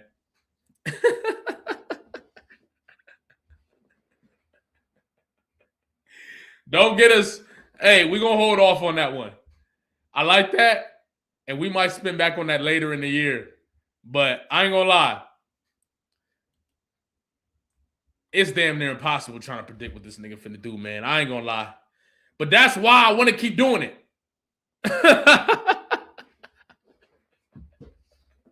That's why I want to keep doing it. He said, I have a theory. You working for Dot. Look, y'all. I've been seeing more people say this. I'm going to tell y'all right now. It's just not true, bro. It's just not true. I'm really a random ass nigga, bro. Like, I want y'all to understand. Like, I'm dead ass a random ass nigga. And I hope that y'all realize this. Or anybody that doesn't think that, I hope you realize that now. Like, I am a random ass nigga, bro. Like, real talk. Like, I don't have no connections. Like, I really don't. I'm not connected to I'm really just a random nigga, bro. Real talk. My content has, you know what I'm saying, you know, Punch gave me a follow and all that, but I think that's from content. You know, I think that's from, you know, the content coming out. You know, I don't know nobody. Like, real talk. I really don't.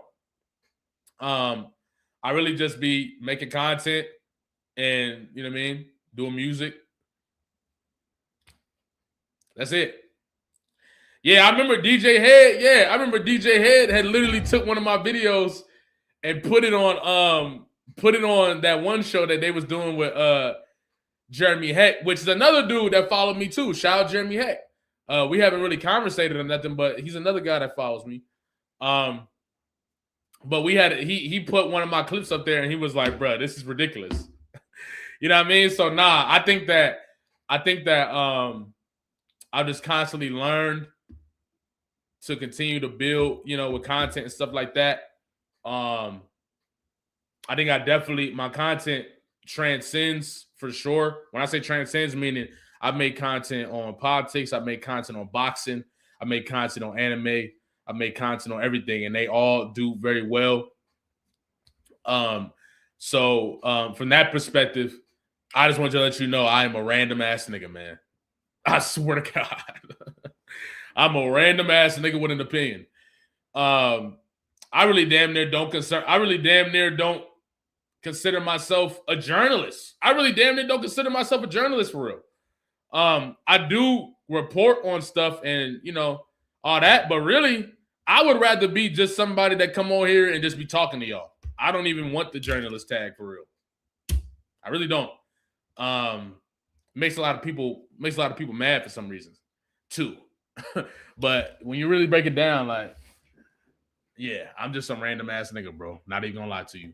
And DJ Head do be wrong too, but sometimes he might be, you are a rapper that does commentary. Right. That sounds better. Right? So I do commentary on many things, but I also make music. I also battle rap. And that's really all it is, bro. It ain't really nothing deeper than that. I ain't gonna lie. But yeah. So as far as the all eyes on me theory, I do think that now I'm sticking to Bodies is a Kendrick Lamar Baby Keem song.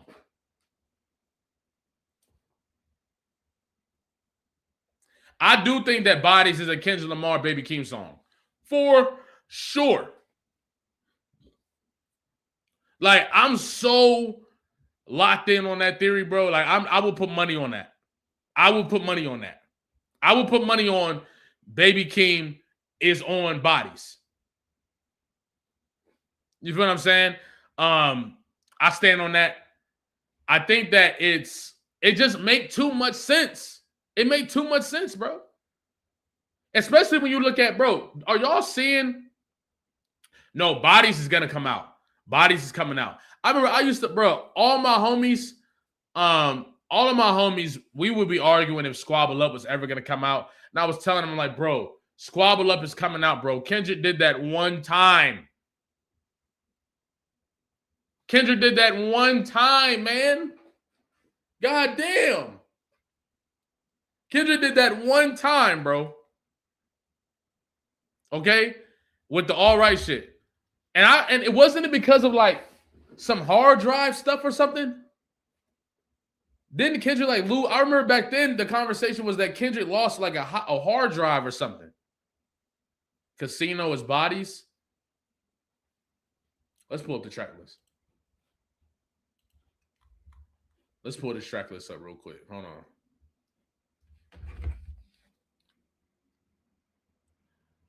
Let's pull up this track list. You think Casino is bodies? You know what?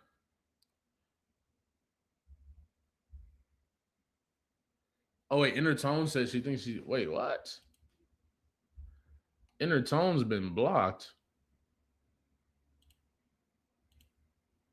No way. Hold on. Let me fix this real quick. I can't have that. How do I do that? Let's see.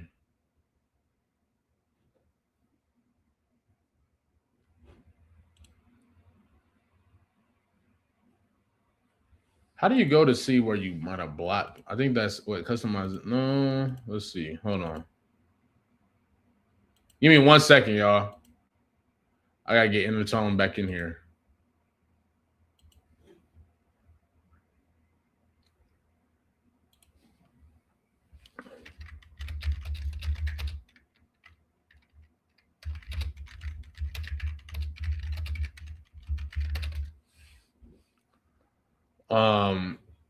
Damn, I might have accidentally blocked Intertone on here. Oh no. Oh, that's crazy. But yeah, I ain't gonna lie. I'm looking at I'm pulling up the track list right now. And I've been seeing Brawler actually added on to my Baby Keem video. And I think he said that he thinks Casino is bodies too.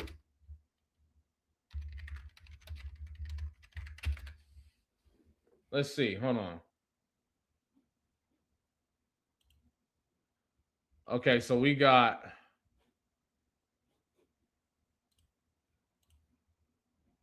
all right, here's the track list.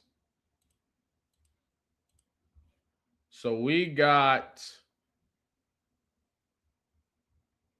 No Security. Let me pull this up for y'all.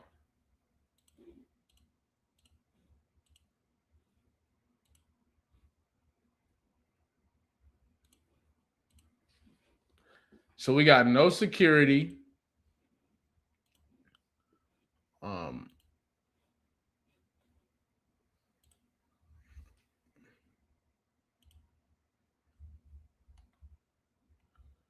So we got No Security.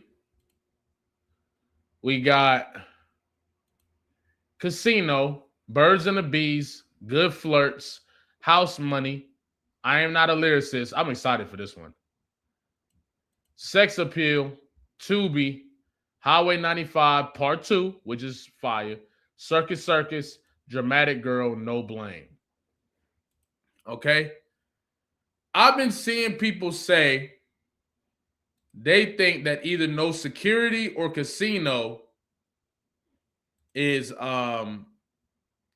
bodies. Okay? He said No Security is documentary leak. Good Flesh is a new song with a dot hook. No Blame is bodies. So Momo Boyd, right, being on Good Flirts definitely means this is not bodies. And it definitely means that this is not the song that was featured on the documentary. This is a whole different song. That's a completely different song. That is probably going to be a fucking hit.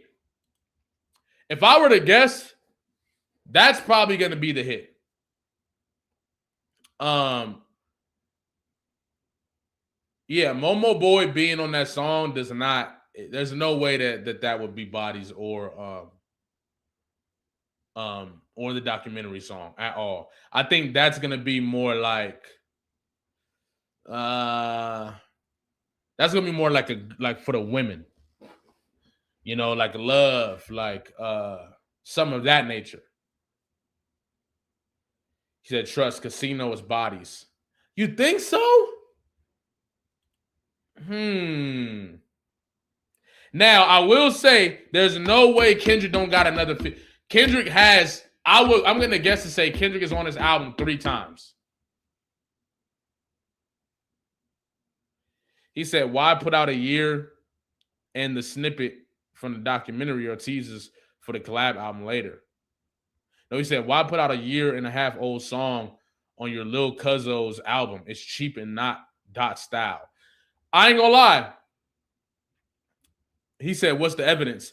I did a video on this already, if y'all haven't seen it, providing a lot of evidence, actually. A lot of good evidence that I think is pretty damn strong. So you haven't seen that, I would definitely say go check that out. As a matter of fact, everybody in here, drop a like for your boy. You feel what I'm saying? Drop a like on the video for me.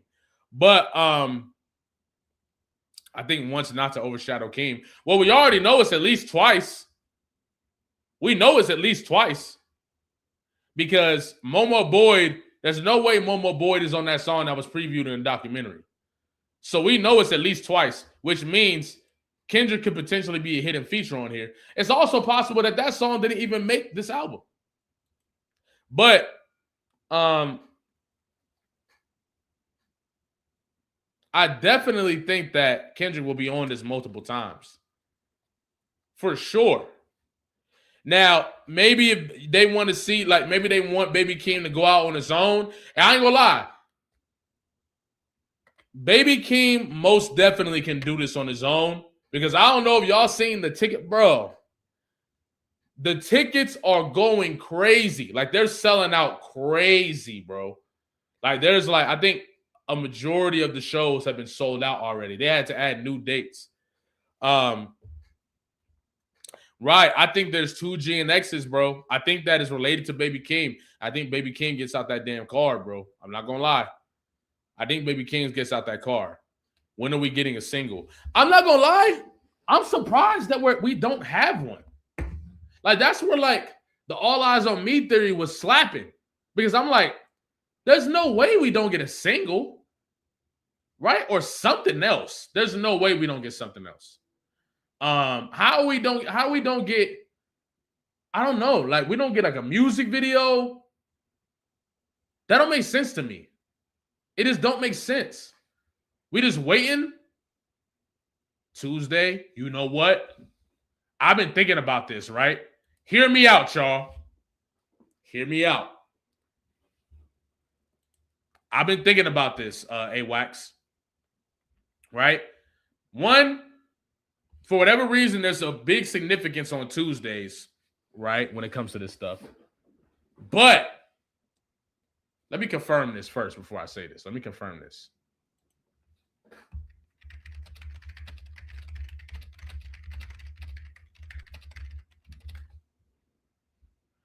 Okay. Oh, shit. Oh, shit. We're on to something, y'all. Now, this is what we're going to do. You know, we're going to break this down right now. I'll make a video on it later, but we're going to break this down right now. Let me break something down for y'all. Okay? Let me show y'all something real quick.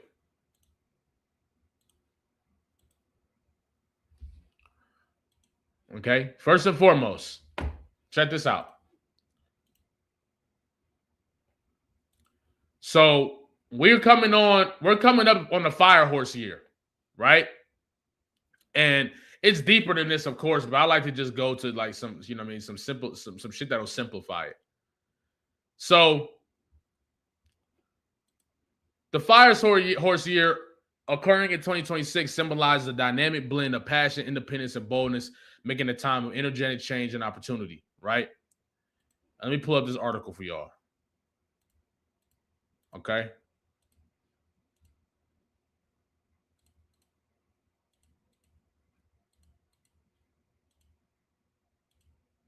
Let's see if this article can break it down or simplify it.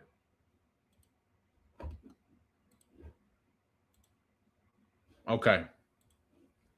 So in 2026, it is the year of the fire horse, the 7th animal in the zodiac order. Right. So I think last year was the year of the snake, right? Was supposed to be the year of shedding, the year of like things being roped in, cycles being broke, all that good stuff.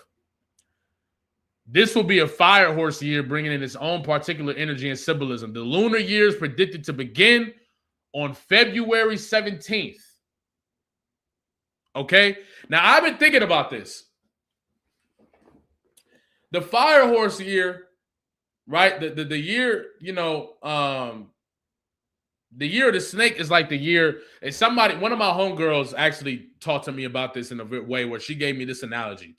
She said that the snake year is supposed to be the year where you're building plywood, right? Where you're stacking up plywood, you're stacking up your material, and leading into the fire horse year, right? You continue to stack up your material, and then you set it on fire, right? Or you use that to build, right? So the year of the fire horse is supposed to be the year of just consistent action, dedicated action, right? Committed action, right? So trusting in the intuition and acting on the intuition, okay? So it's crazy that AWAC said that, because I was thinking about this. What if, right, they are operating on this mythology? And that it's most likely a reach.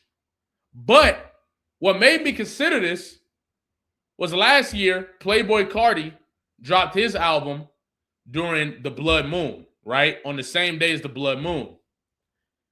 And this is where I was like, yeah, nah. And Kendrick Lamar's on the album 3 times, of course. And I wonder if he had anything to do with that taking place. And the fact that you never get Kendrick projects during retrogrades, which I find very interesting, right? What if the fact that this is on February 17th, and then you look at the date, right? And February 17th is on a Tuesday, right? So from that perspective, I wouldn't be surprised if this is what they're waiting on. Because one thing I know for sure, there's no way, right, we don't get anything from now till the 20th. There's just no way, bro. There's just no way. What's it called? The tour is selling out crazy, right? They're adding new dates. They damn near don't even got to drop a single to add to sell out the tour either. That's what's crazy. But I'm just saying, like, the tour dates are going crazy. They're going ballistic. So from that perspective, there's no way that we don't get a music video. I mean, even another episode of the documentary that'll probably preview more music. There's no way we don't get something leading up to the 12th. Oh, you're right. Hold on. They do got that Yeah, you're right. They are doing that McDonald's thing on the 17th too. Huh. And stepping on that.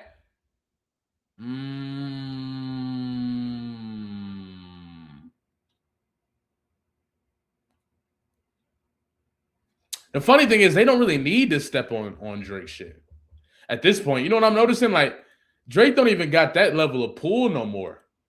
I ain't gonna lie, he really don't. Like, dot early Tuesday, single later that night. That's how I'm feeling. You feel what I'm saying? Like, I'm really starting to think that there's just no way. Yeah, bro. There's just no way that we don't get anything. That we don't get anything before the documentary. I mean, before the album drops. So you just announce it. The tour goes crazy. You sell out the tour damn near. And then you just wait for the album to drop? No way. No way. No way at all. No way at all.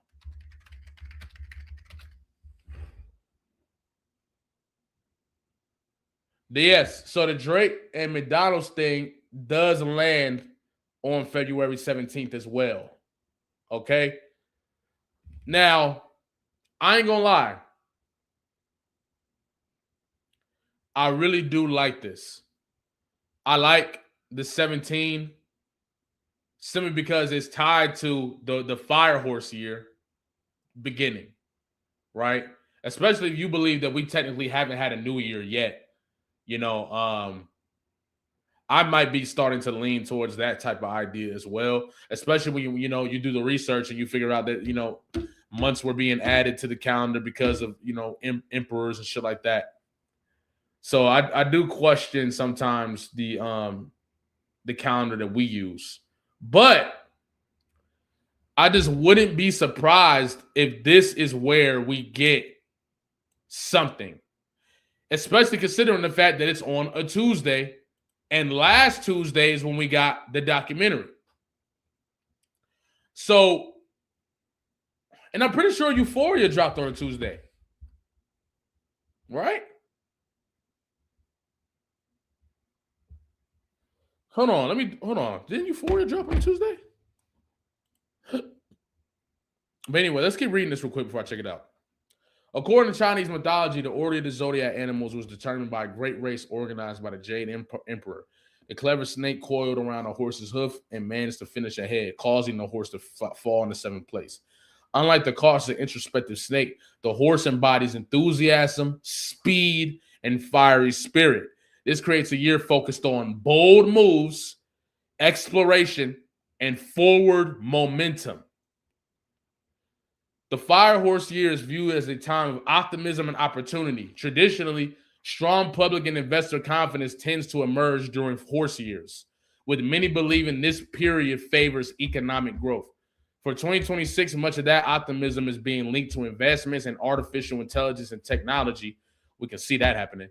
In Chinese culture, the horse represents vitality, perseverance, and success. It's a popular phrase, which translates to achieve success swiftly and smoothly, just like a victorious horse arriving at the battlefield. It implies that success can be reached rapidly and with less struggle, which, when you compare the rollouts that we've been getting from a lot of these artists, right? Baby Keem's rollout has been, you get a 9-minute documentary, you know what I mean? Something light. Get a light little documentary. You feel what I'm saying? And then with that light announcement and that light documentary, the fucking what's it called? The goddamn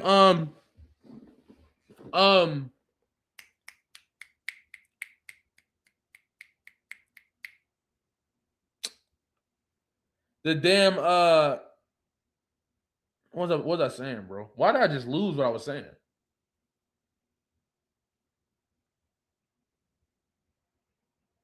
Why did I just lose what I was saying? Hold on. Tour, right. So you do all that. The tour is going crazy too. And that's just with, right, sold out the tour off a goddamn documentary. That's what I'm saying. So it aligns with what we're seeing here about the Fire Horse year, right? Which honestly, me and my friends have been talking about since the end of last year.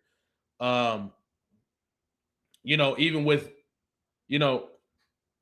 me wanting to rush certain things, like some of the things I've been talking to y'all about, like, the presentation of the, I got a lot of things coming that me and my homies been working on. But even with me wanting to rush and wanting to push through and wanting like, let's go, let's just do it in January. Let's just do it now. Like, why are we waiting? And one of the things that I kept giving conversation about was like, you got to understand that we're still in this time of shedding, right? We're still in this time of building the plywood. You got to be patient, right? Just be patient. Let it take place. and watch as the momentum builds towards the year of the Fire Horse, right? And ironically, that's what's been happening. And I wonder if they're operating on the same time, then it would make sense why, we didn't get a drop on the 13th, and instead we would get a drop at the start of the Fire Horse year and then it's like, you got to drop something. The tour is sold out. You got to drop something, bro. You have to.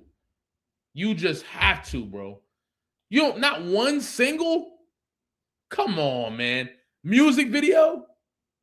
Come on, man. Leading into the album, 3 days before, think about it. 3 days before the album, you drop a banger, drop a music video. That builds our hype leading into the project. The tour's already taken care of. Now let's build the hype some more. It just makes too much sense. It makes way too much sense, bro. And something got to be coming this week. I like this. I like where we're going with this. He said, the more you say they have to, the less likely they will. I really don't think them niggas be watching my streams, bro. I really don't think so.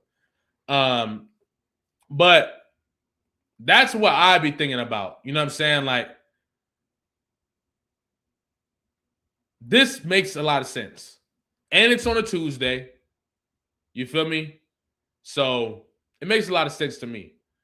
Some people incorporate horse imagery into their homes or wear accessories depicting horses during this year, believing it invites positive energy and good fortune. What are people born in the year of the horse like? Horses are typically lively, charming, and adventurous. They thrive in energetic settings and are often natural leaders and motivators. People born under this sign are believed to be hardworking, warm-hearted, and fiercely independent. However, 2026 presents a unique challenge for those born in horse years. It's their Ben Nian a year when their zodiac sign aligns with the current year. It's traditionally believed to bring bad luck due to a clash with Tai Su, the god of age. All right. Now let's, now I'm a person that, I usually am able to. Asian coaches love the casino too. You actually might be onto something with the Chinese New Year joint, right? Because there's been a lot of conversation around people moving away from, or maybe it's just on my algorithm, but a lot of people have been moving away from just the idea of the calendar that we use in general, because even that might be necessarily a technique of colonialism or imperialism. Obviously, I would have to do some more research on that, but it's off the top of my head. That's just a lot of conversation that people have been having. So a lot of people have been talking about not celebrating the New Year's until March. So it's something I've been wondering about. And that's why I was thinking, like, how much of this is connected to the Fire Horse year? How much of this is connected to, that idea? I know a lot of people feel like astrology is demonic and stuff like that. I'm not one that believes that. I'm a person that like I definitely am open to a lot of different stuff. Not to say that it's concrete, but I love to be open to new perspective. But it's just right, Dom. Yeah. It's just weird to me that it became this phenomenon all of a sudden. Like, out of nowhere. I'm talking about people I know personally were all of a sudden just talking about, yeah, I don't know about our calendar, bro. Like, and then you go on TikTok, it's everywhere. This conversation is everywhere last year, going into this year. And I'm just like, yeah, we're in the middle of a collective awakening, right? We have all of we literally have all of the reasons and all of the things possible for us to have a collective awakening. We got the man in office, which is Donald Trump, which I think is going to be a part of why people collectively awaken, right? I think a lot of people have been turned off to the two-party system in general because of what's been going on, because with that, right? So from that perspective, I'm like, And even that, even with, you know who, you know what I'm saying? The Benjamins of the world and all that. People are awakening to this too. And I think what was going on in, that one country has really opened people's ideas and perspectives to what we really have been doing this whole time and how it doesn't matter who's in office. So we're opening up to a lot of different things, right? The spooky files. We've been opening up to a lot of things and experiencing a lot of things. Even with the Cat Williams thing, I made a video on that called, if you haven't seen that, yeah, definitely go check it out. I think that was at the peak of me making a lot of spiritual content at that time. But we definitely have been awakening to a lot of different concepts, and it's a lot of different ideas and shit that's been going on. So it doesn't come off as a coincidence to me that people are starting to look at this stuff in this way. So from that perspective, I wouldn't be surprised if the music aligns with that in some sense or some way. It's interesting. It's interesting. You feel me? Now, let me check this out.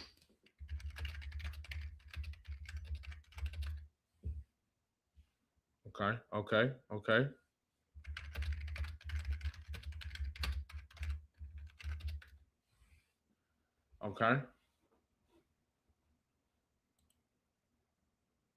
Okay, nope. So that's not facts. Nope. I did a little more research, but nah, that one didn't come through. So that's not gonna be added to the theory.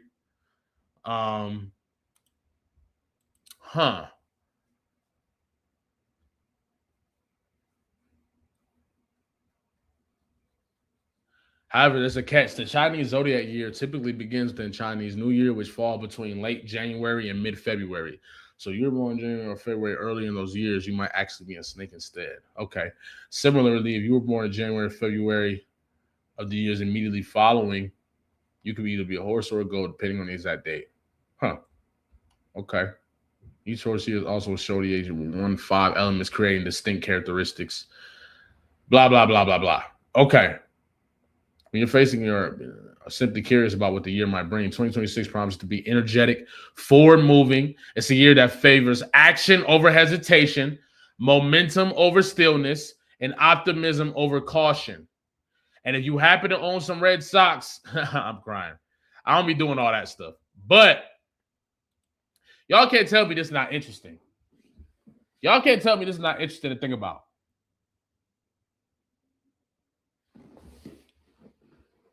Right, New Year is March, vernal equinox. Okay.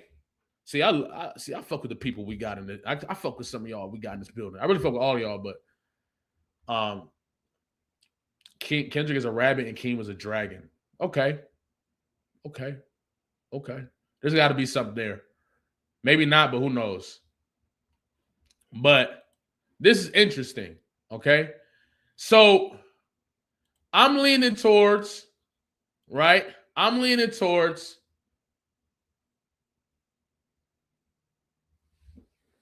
We get something on Tuesday. I'm leaning towards we get something on Tuesday. Whether it's a documentary, episode 2, I like the idea of the documentary coming out early in the day, and then video, song maybe late in the day. That's also exactly 7 days after the announcement. That's also 7 days after the announcement. You know what? I'm liking this. I like this one. I like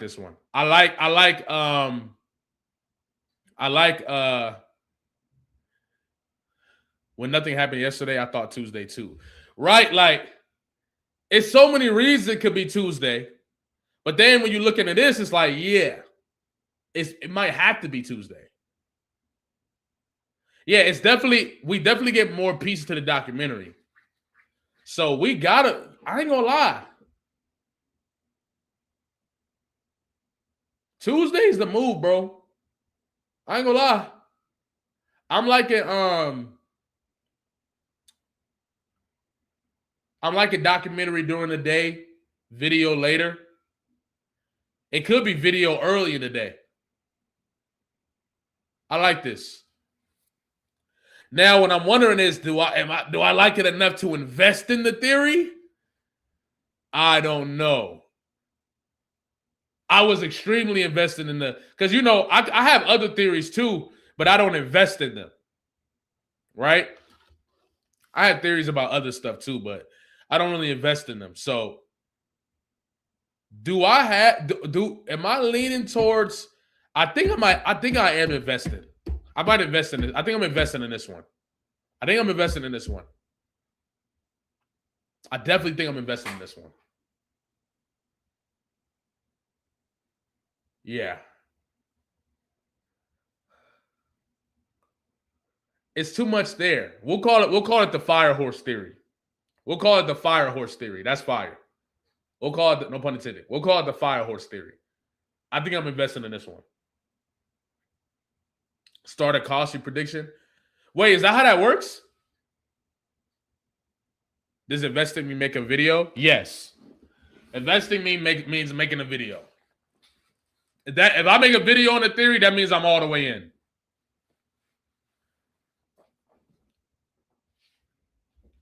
Playboy Cardi on Tuesday. What you mean? He said, I say more of the dot drop on Tuesday. The album might be too good for a single to drop right before. I'm not going to lie, man. So this is what I've learned. Right? The internet is for the people that are looking for the music. But then there's a whole other world out there, right? That's not on the internet to look for the music. They wait till something come out. So there are people out there, right, who love Baby Keem, but maybe not enough to necessarily always keep up with Baby Keem outside of music. You feel what I'm saying? So what I wonder is, how do you let them know that an album is coming? Well, the tour. But once again, those are the dot. Your niggas not gonna buy a ticket to your concert. They don't really fuck with you. So I'm like, what about the casuals? Video, song, right? Now I would think, because I got a homie that came through before we went to my homie's show, and I was like, yo, Baby Keem about to drop, right? He was like, what? Baby, what? And so other people have had that same reaction when I talked to him. And they don't know. Because I didn't realize how many fans Keem has. Yeah, because Baby Keem is Gen Z. He has Gen Z locked down. And I think like a lot of us, you gotta remember, when Baby Keem first dropped, we were all a lot of us were teenagers. Right? A lot of us were teenagers. When he dropped Melodic Blue, a lot of us are in our early 20s. So a lot of us are older now. You know what I'm saying? So it's been 5 years. So from that perspective, I feel like Gen Z Gen Z has been activated for this release. So in my perspective, for the casuals, a music video or a song gotta come out. It has to. Right? Because it's like, you gotta tell everybody right. It's not about being right. It's about getting it right. Accuracy, consistency, and precision. Keep up with the theories. I got you. Thank you, bro. I appreciate it. I will then. Thank you.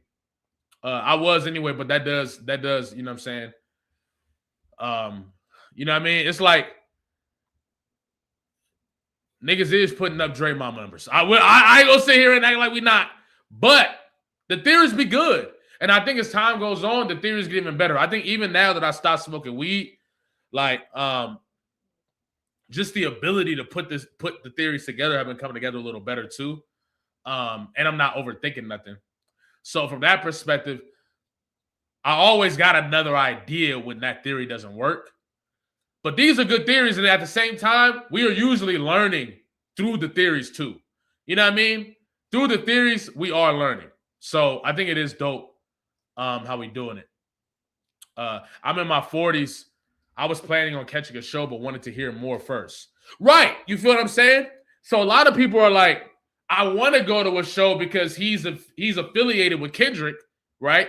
But I don't think Melodic Blue is going to be enough for people. Like Family Ties and all that, it's not going to be enough for people to like, even though those songs are classics. I'm talking about the people who haven't already been pulled in. You're going to have to do something new, right? Maybe they don't care. You feel me? Maybe they don't care about the you know what I mean? Maybe they just like, the tour is sold out anyway. Right? And yeah, you're right. I'm right. But I'm just like, a single or a music video leading into the album would probably take the album to a whole nother level when it does drop. For sure. For sure. Right. A lot of people stopped at this time. Weird. So from that perspective, I'm like, I ain't gonna lie. I like this theory a lot. Right. That one little snippet got people saying, oh, hell no, I'm finna go get that ticket. You know what I'm saying? I'm ready to go too. You feel me? So we lit. Definitely expect me to document that. That's gonna be amazing. So I will be documenting that the same way I did the Eclipse show and the GNX show. But yeah, I ain't gonna lie. I like this theory. The fire horse theory. Okay? The fire horse theory. I see my boy Diego came in here late. We'll go over it one more time for you, bro. So basically, I had already been thinking, right, that it was funny because AWAX actually brought it up. He said, what about Tuesday? And in my mind, I'm like, I ain't gonna lie. I felt Tuesday too, right? Because of the fire horse year, right? So this is the information on the fire horse year. This is something that me and my friends been talking about because we actually building something for y'all right now. And I've been, earlier this year, I was becoming frustrated because I'm like, bro, can we just get it? Can we just start putting it out? Can we just get it started? But my homegirl, who was always able to break it down for me in a great way, continuously kept bringing this up, right? The fire horse year and how we came out of the snake year, right? So I honestly can't wait for y'all to see, for y'all to see more of my friends and the people I'll be around. But she kept breaking it down for me and bringing up this. And as I'm doing my due diligence, doing my research, I start to think I wonder if this will be related. It's honestly one of the things that made me start to think that we would get a release from Kendrick or Keem early in the year. This is where a lot of those things started. So 2026 is the year of the fire horse, right? Days, traits, and what it means, right? From luck and symbolism to be meaning, here's what the fire horse year means. In 2026 is the year of the fire horse, the seventh animal of the zodiac order. More specifically, this will be a fire horse year, bringing in its own particular energy and symbolism. The lunar year is predicted to begin on the 17th of February, 2026, and the celebrations end March 3rd, right? So if there wasn't going to be a release on the 13th, we got to get something. I feel like we're definitely going to get something, right? So from that perspective, it would only make sense if that something began at the start of the fire horse year, especially when you start to break down what it really is. So how the horse got its place. According to Chinese mythology, the order of the zodiac animals was determined. Also, before we keep going, I do want you to recognize too, there's been a certain emergence in people moving away from the calendar that we use here this year, right? A lot of people have been moving away from that. It became actually a viral trend on TikTok that everybody was talking about. So I wouldn't say everybody, but just like my algorithm and stuff like that, like this is what I was seeing. A lot of people are moving away from this calendar because they believe that it could be another form of colonialism and imperialism, right? So it says, unlike so according to Chinese mythology, the order of the zodiac animals was determined by a great race organized by the Jade Emperor. The clever snake coiled around the horse's hoof and managed to finish ahead, causing the horse to fall to 7th place. Unlike the cautious and introspective snake, the horse embodies enthusiasm, speed, and fiery spirit. This creates a year focused on bold moves, exploration, and forward momentum, right? So if y'all noticed, even I've been kind of making sure that I'm staying on top of my game, focusing on the forward momentum, taking advantage of the forward momentum, and just trusting my intuition always. Even with the F-Ice video, that was a random drop. I wasn't going to drop it that fast, but I knew that, all this stuff, like, I'm like, my intuition is telling me this. When I'm having a conversation with y'all on the live and everybody talking about, hey, let's come out, all this different stuff, boom, boom, then yeah, you feel me? So I feel like you can see this in other forms, right? So the Fire Horse year is viewed as a time of optimism and opportunity. Traditionally, strong public and investor confidence tends to emerge during horse years, with many believing this period favors economic growth. For 2026, much of that optimism is being linked to advancements in artificial intelligence and technology, which is something we're seeing already. In Chinese culture, the horse represents vitality, perseverance, and success. There's a popular phrase which translates to achieving success swiftly and smoothly, just like a victorious horse arriving at the battlefield. It implies that success can be reached rapidly and with less struggle. Now, the connections that we put together for that was like, okay, from that perspective, if we're looking at it like that, right? And you look at Baby Keem's rollout in comparison to everybody else's rollout, right? Baby Keem literally just said, I'm about to drop an album with a documentary and a snippet. That's low, like, I'm not going to say it's low effort, but in comparison to J. Cole, right, where he releases the little thing, releases the music video, releases the writing about everything, releases all this different stuff, right? And he announces it 3 weeks in advance. J. Cole clearly put a lot more. It doesn't mean it's executed better, but just a lot more stuff into the documentary. Whereas the Baby Keem and them really kept it simple. They really kept it precise, straight to the point, and that led to an immediate sellout of the tour, right? So they already way ahead of schedule. They're playing with, like, they dominated from that perspective, right? So, right, the dot was more impactful than J. Cole's whole rollout. So from that perspective, that aligns with, right, success can be reached rapidly with less struggle. You could argue that there was no struggle in this rollout for Baby Keem and Kendrick, or for Baby Keem in general. They did the documentary, got right to it, and the tour is selling out already, right? Some people incorporate horse imagery into their homes or wear accessories, blah, blah, blah. I don't even get into all that. When people are, that's not really adding to this either. But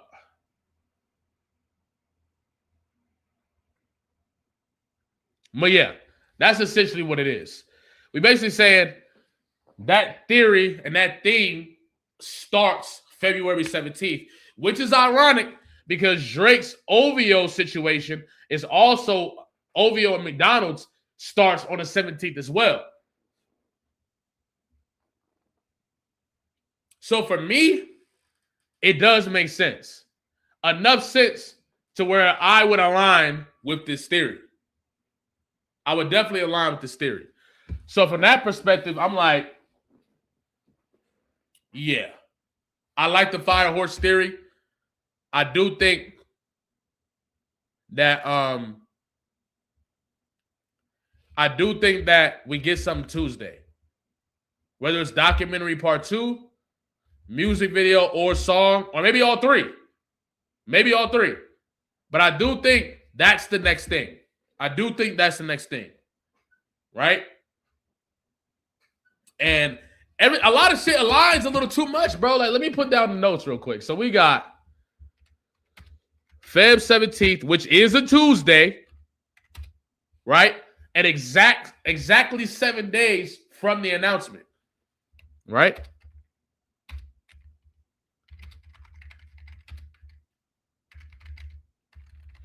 Episode 1 was announced on Tuesday.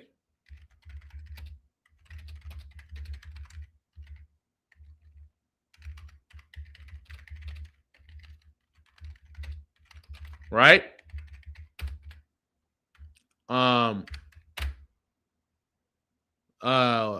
Drake has the OVO situation with McDonald's.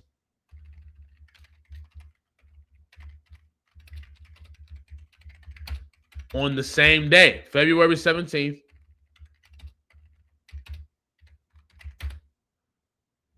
And that one dude, what's his name? Central C dropped the Iceman freestyle not that long ago. That doesn't add to this, but like clearly there's some shit going on here, right?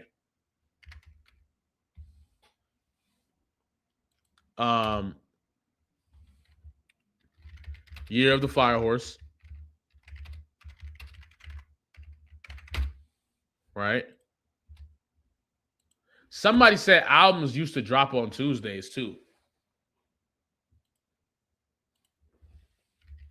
Is it? Hold on.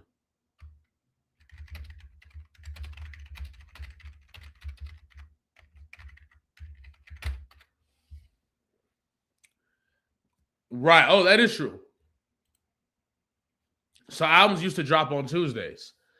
So they could be going back to that form. I'm pretty sure Chromacopia dropped on a Monday.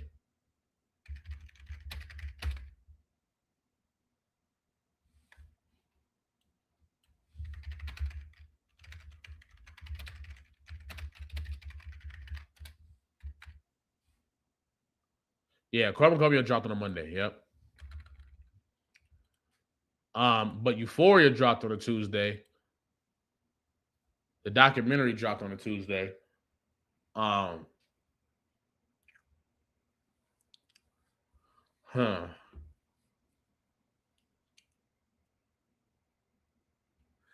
That McDonald's shit is not a national campaign. It won't have that much impact. Well, we're talking about the internet, though, right? So it's going to have impact on the internet. Worldwide, no. But it does have impact on the internet. Because it's going to be paid for reactions, paid for propaganda, paid for all that. So, who knows?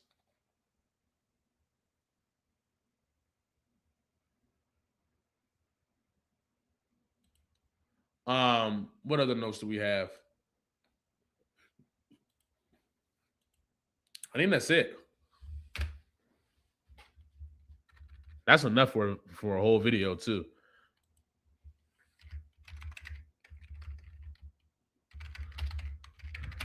We'll call this the Fire Horse Theory. We'll call that the Fire Horse Theory. I want to make a video on the generational curse things that we was talking about at the beginning of the show, too. I want to drop a video on that. I probably have to drop a video on that tomorrow because I want to drop the Fire Horse Theory on Tuesday.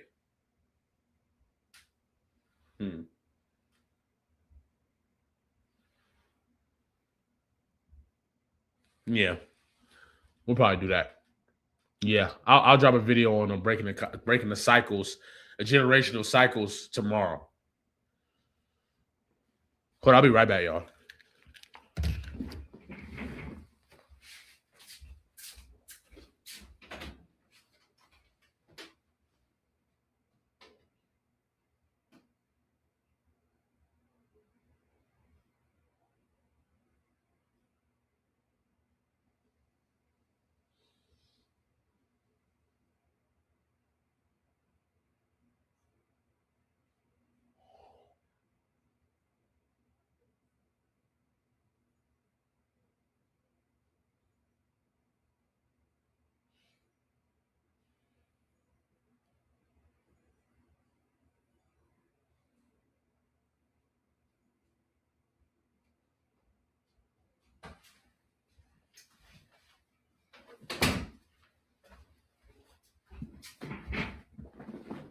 So,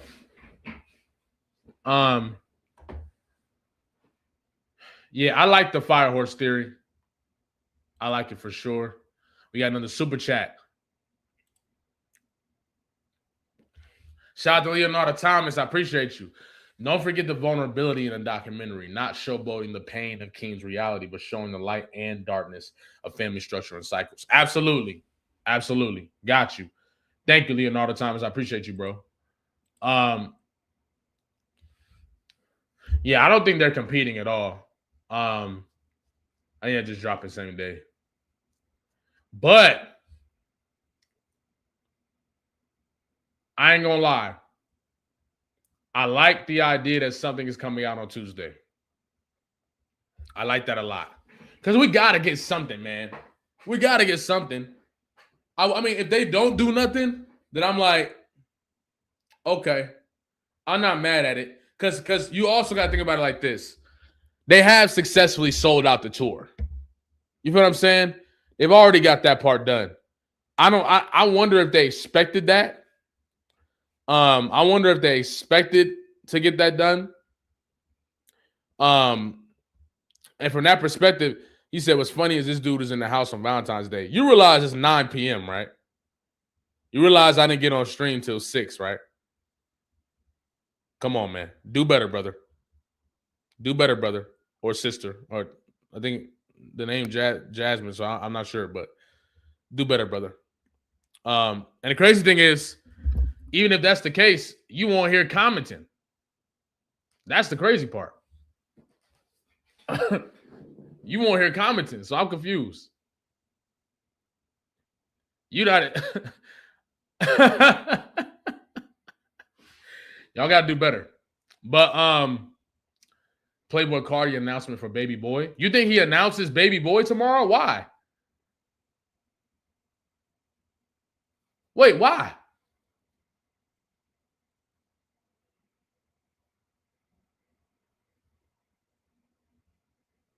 He said, what time is it in LA? Because he might still be dropping today.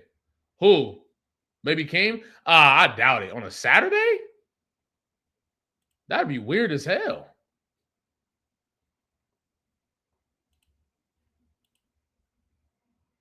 A Saturday would be he changed his profile pic on X. Wait. When?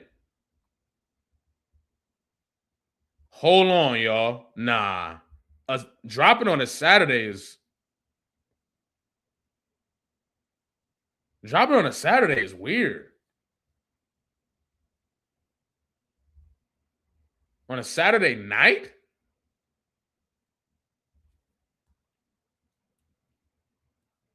Oh, wait. Wait, no, I don't think he changed the... I don't think they changed the... I don't think they changed the... Dropping on a Saturday is weird as fuck. Dropping on a Saturday night is weird. I ain't gonna lie.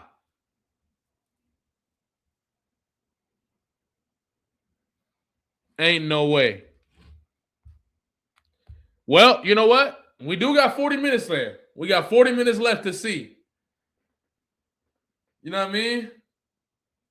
Good flirts on Valentine's Day. That's what I was thinking. I was even thinking of talking about like, okay, they didn't drop the 13th. Maybe it's the 14th instead. Good flirts, boom, boom. But it's late, bro. Like, it's late as fuck. Like, dropping on a Saturday night going into Sunday, I can't see it. Oh, you're right. Wait a minute. You're right, actually. He did zoom it in.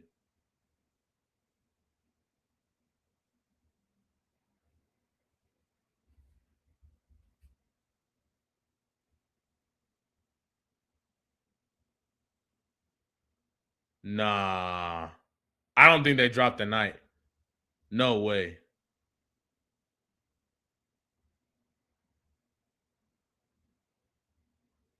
Yeah, I ain't gonna lie. I'm not.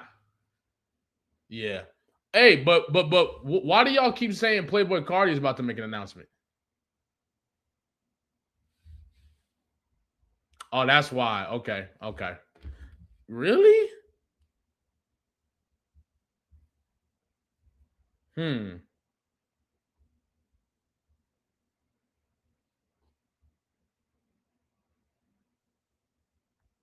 Okay. That would be interesting. I don't know about that though. Yeah. I don't think Baby Keem drops tonight and Playboy Cardi announcing an album right now. I don't know. I don't know about that.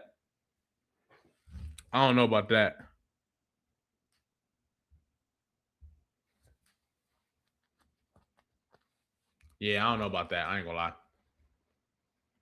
He only changed his picture on X with announcements of his next album.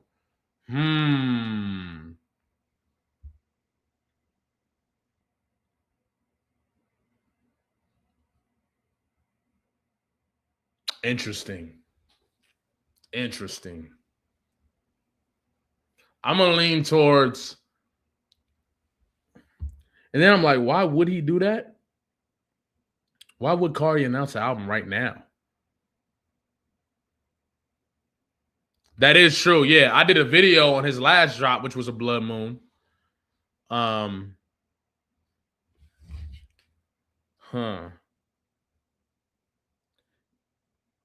That would be very interesting.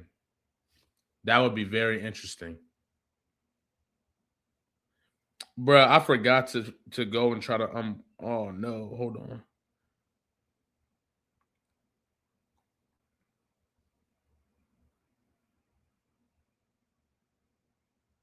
Hold on. Let me hold on. Settings. Damn, I can't believe I forgot to fucking fix that, bro. God damn it.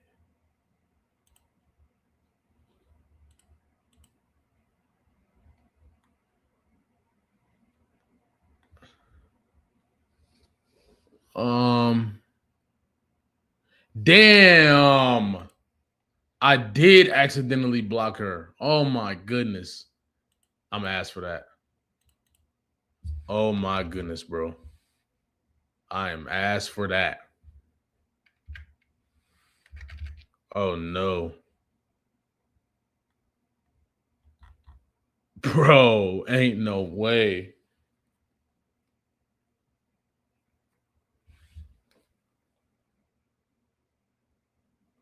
Damn, I'd have had her blocked for like 2 hours. That's crazy, bro. I'm asked for that for sure. Oh man, I done blocked Blood Moon March 3rd again? No way.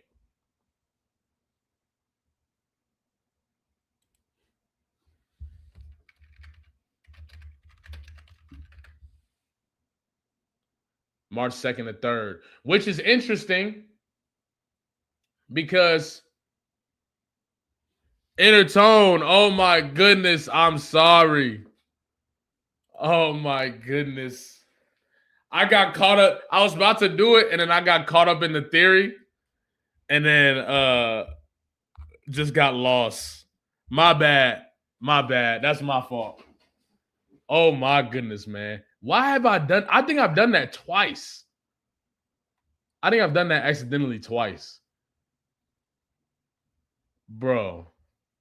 Oh my goodness. My bad.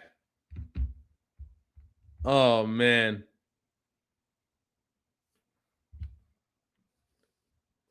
Shake my head.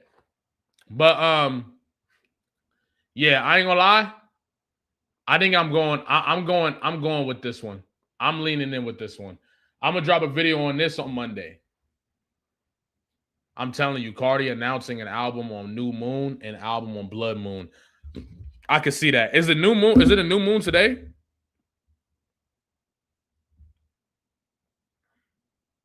Is there a new moon today?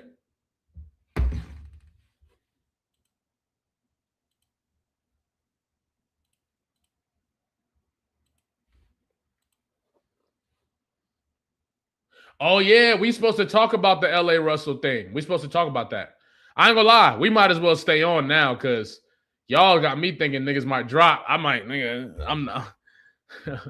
I really don't think so, but I look, we'll see. So check this out. The next blood moon is indeed March 2nd, March 3rd. And what makes that crazy, right, is that's when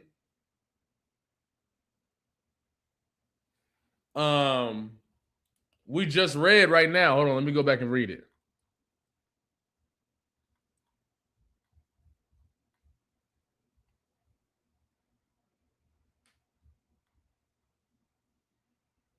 Hold on.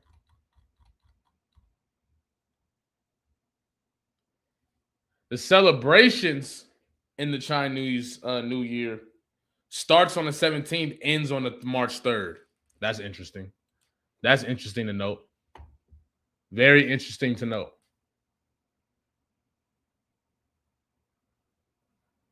Right?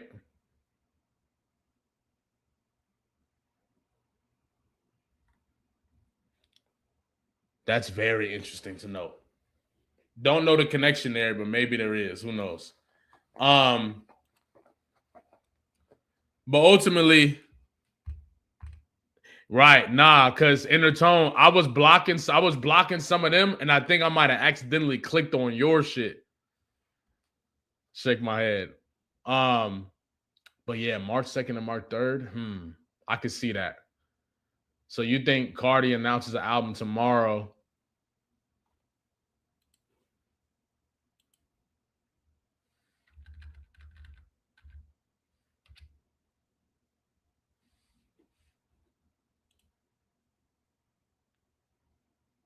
Whoa.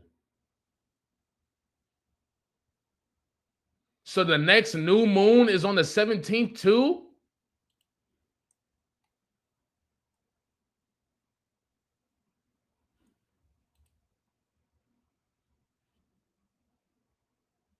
I ain't gonna lie. We gotta be on to something. We gotta be on to something. We gotta be on to something, y'all. There's no way. We gotta be on to something, bro.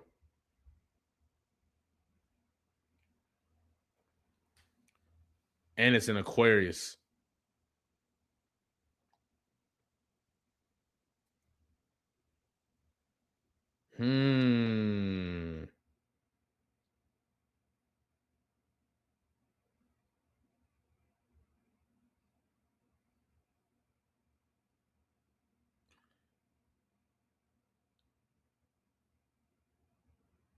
Interesting.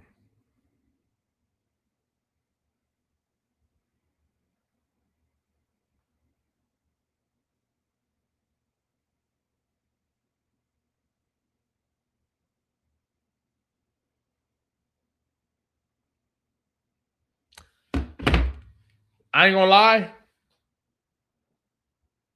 I think yeah, I'm investing in the I'm definitely investing in the fire horse theory, no doubt.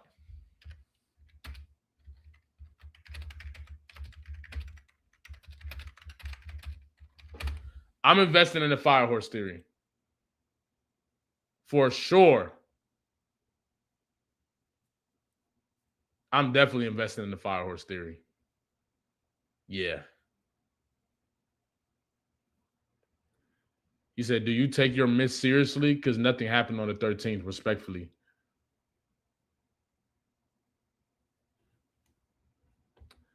But yeah, I think I'm buying into this one. This one right here is tough. This is tough. Now, the only thing is, it is very possible that we don't get anything because the tour already sold out. Usually, right, one of the main reasons I was so sure that something was going to drop on the 13th was because usually when you announce the shows, right, a music video comes and then they put what's it called? And then they put the description for the tickets in the bio, so that in the description of the music video, so that people start buying the tickets. The only thing is, the niggas sold out the second that they announced that the second they put the tickets up. The second they put the tits up, they were selling out. I remember, I left the crib to go to the store and was like, I'm gonna get one when I get back. Came back to the crib and they was gone. So I'm like, do you have to drop anything? No, not really. Not really. Now, if you want to get everybody excited, which I don't know if they really invested in that, because I think the level of excitement is already there. But if you want to get people excited, you want to run those first week numbers up, you want to all that different stuff, then yeah, I think you drop something else. I think whether it's the second episode, the concert sold out yesterday. Right. So it sold out initially, and then they added new dates. And then those sold out yesterday. But I'm like, man, if you're gonna drop, you might as well drop another. If you're gonna drop another documentary thing, it probably drops Tuesday, or music video or song on Tuesday. I ain't gonna lie, for me, that just makes sense. The Fire Horse year begins on the 17th, right? It's a new moon on the 17th. None of us in the chat are going to the concert. I am. What you mean? I'm going to the concert. February 17th is a Tuesday, exactly 7 days from the last documentary announcement, which was on a Tuesday, right? I think it's something to note that the OVO situation with McDonald's is on the 17th as well, right? The year of the Fire Horse and the next moon is on the 17th. And this is all 3 days, right? And I think that's been the things we've been talking about, is the significance in the 7 and the 3s, right? 3 days before the album drops, 7 days after the last documentary dropped.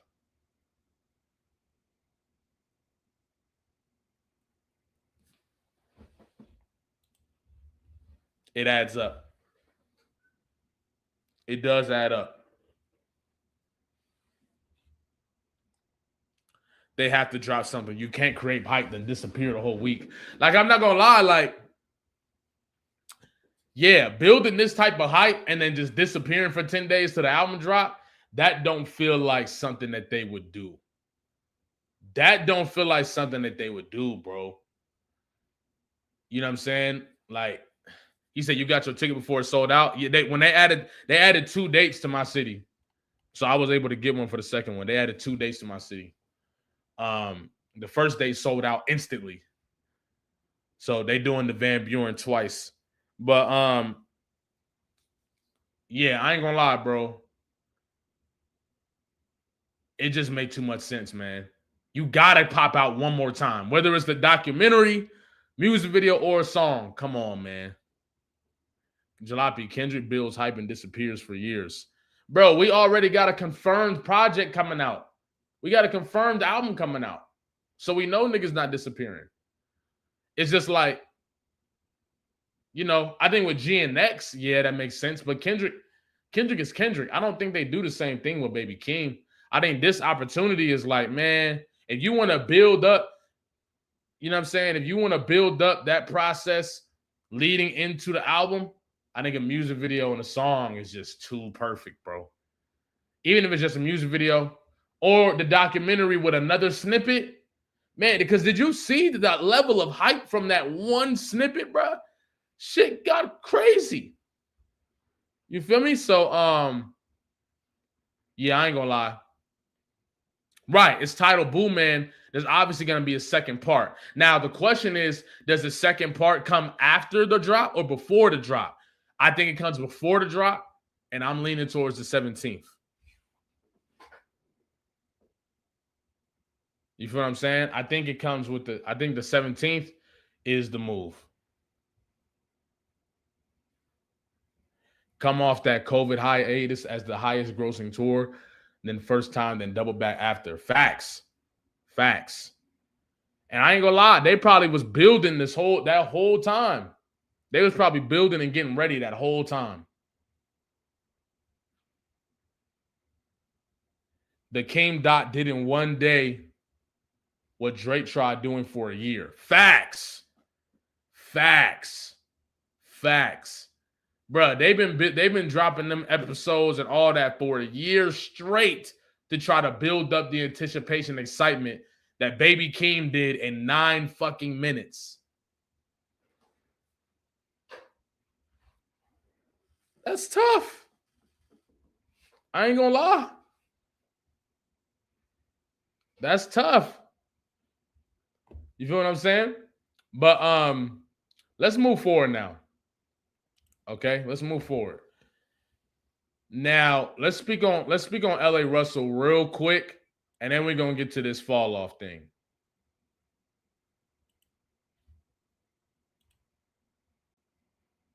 You know what I mean? Let's get to LA Russell real quick.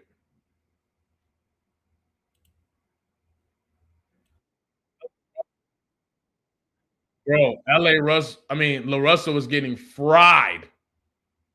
La Russell was getting fried on Twitter right now, bro. It's really more than Twitter. I can't believe it's like at this level. Like, bro, the way, bro, I always do that, bro. I mess up names so much. On my anime channels, I'll be saying Baruto. They be like, bro, I'll be messing names up, bro. I gotta get together. But La Russell, right? So look at this. Man, they are packing La Russell up over this as if he said, like, y'all listen. I want to hear what y'all think. Okay, I want to see. Look, he doing it. Baruto. Look, they doing it already, bro. Matter of fact, hey, on my anime YouTube, I'm dropping my first video on the 20th. So y'all, you know what I'm saying? If y'all want to go subscribe, let me put it in the chat real quick for all my anime heads in here. I'm dropping my first video on the 20th. Hold on, let me bring it up.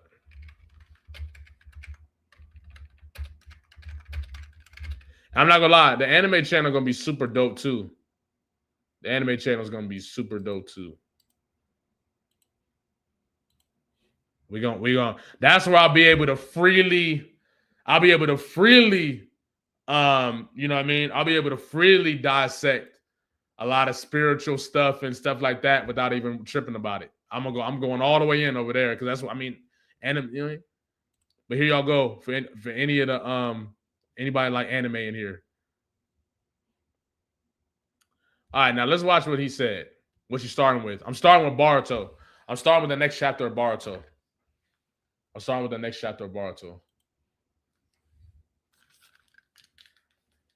Y'all tell me what y'all think about this, man. Yeah, I gotta. He had a conviction. I had a moment in my journey where I had grew a disdain for Wayne just because I started listening to everything. Like I started maturing as a human, and I'm like, damn, this nigga wasn't talking about nothing for a long time. And I think that's why his argument was, you know, like as someone who like grew up in these communities, right, and grew up with homies who I seen want to be bloods because they following Wayne and want to be gangster and want to shoot all the gun bar and shit. Right. Like I've seen the negative that he contributed to the community, and I had to look like, man, what are the songs where he really talked about something and gave? And out of a 1,000-song catalog, you know, it's minute on this end. It's like Georgia Bush, and that do bother me. Tie My Hands. That's what I was gonna say. Tie My Hands is the only one I can think of. And that's the thing. It's like if I hug you once, but I slap the shit out you 1,000 times, you know, your affinity for me is you're probably gonna remember me for this. And a lot of people don't, you know, as I mature, a lot of my old favorite artists, I'm now like, damn, like I love you because I learned how to rap to you. But when you look at the contribution, it's like, man. Now, how do y'all feel about that?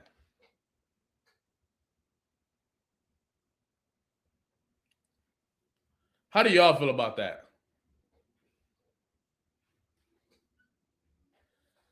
100% agree. He right. I feel the same. He wasn't talking about nothing, but he was great with the wordplay. Facts, agree. This is how I feel about Chris Brown. He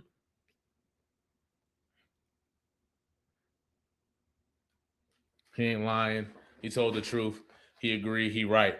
Now, I ain't gonna lie. Let's just look through some of the shit people saying, bro. Because he's getting torched right now. It's crazy because Capo actually the homie. That's what's hilarious. But he from New Orleans, so you got to be able to understand. Like, but he said, nah, this nigga just officially became lame to me. You from California saying Wayne influenced your homies to be blood. Where's the accountability for your neighborhoods? Why we know people that direct hood movies, slave movies, just as responsible for damage to our world? This is art for creativity and expression purposes only, not some tool we got to use to be conscious, change the world, be politicians. Now, I partially agree with what he's saying, but I partially don't. I partially don't agree. Like, clearly the music influences people, and to try to take that away, I think it's crazy. To try to pretend like it doesn't is crazy, right?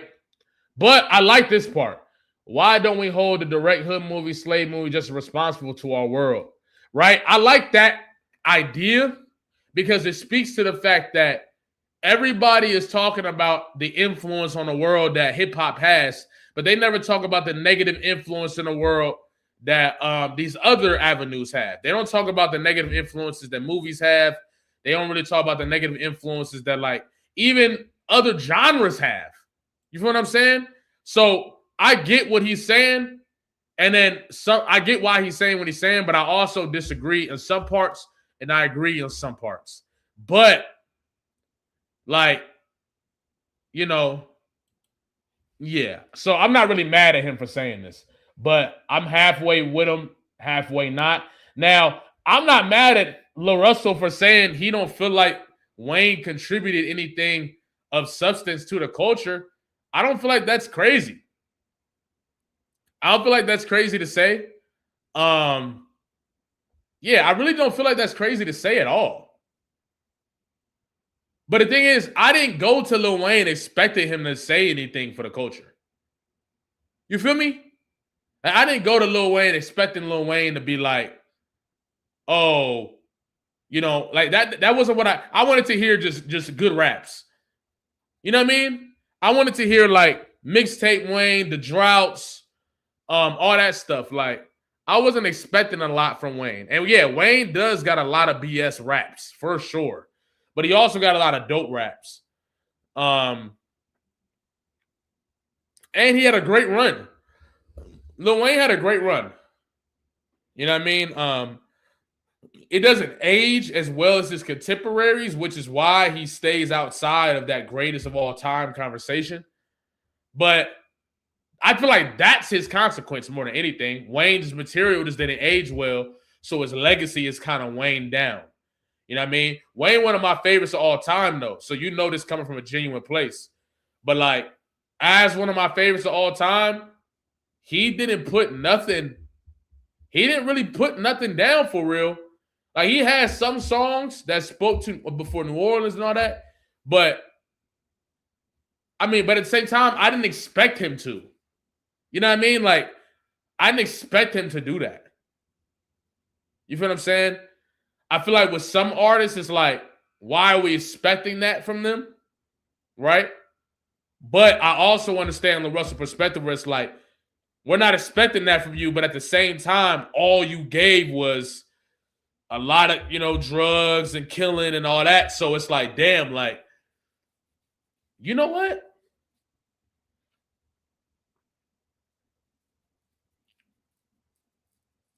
Wayne definitely had a whole lot of that.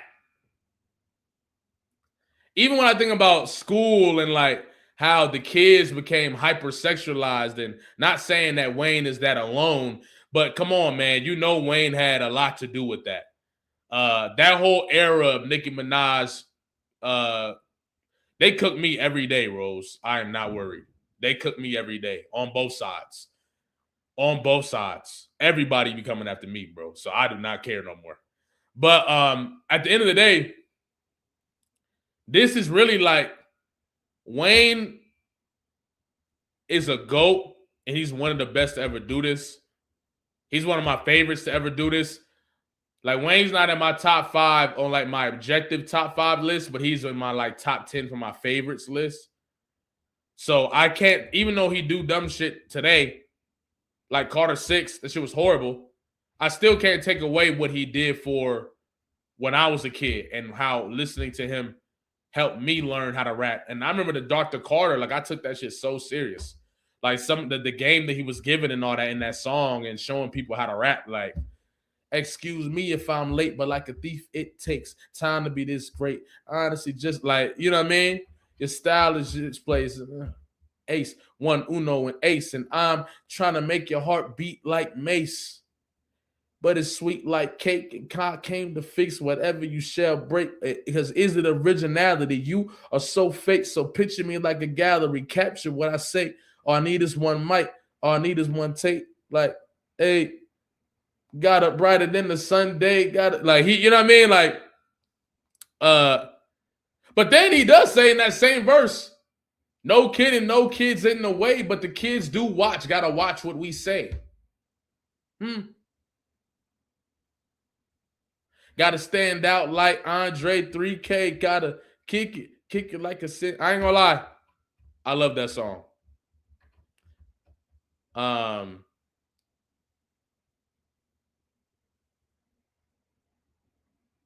But yeah, I ain't gonna lie. Overall, I definitely am not mad. I'm not mad at either of their perspectives.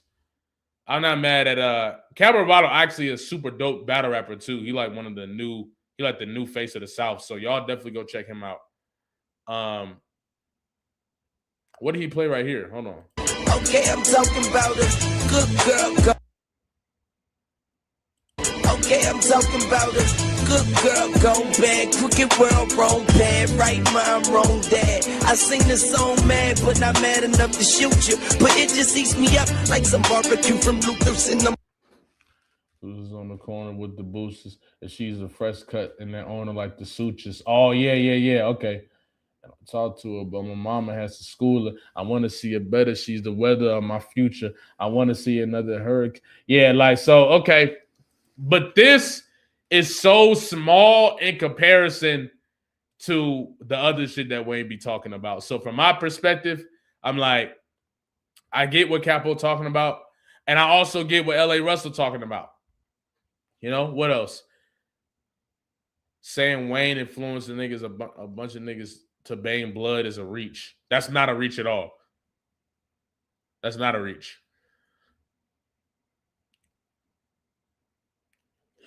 You was completely spot on about holding other forms of entertainment just as responsible for the negative parts of our culture as hip-hop. Now, this is facts. This is facts.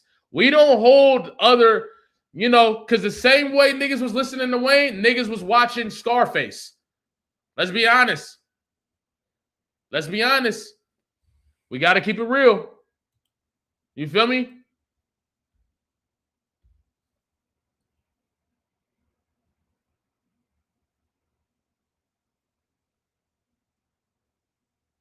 Oh, damn. Nah, they pack it. Oh, damn.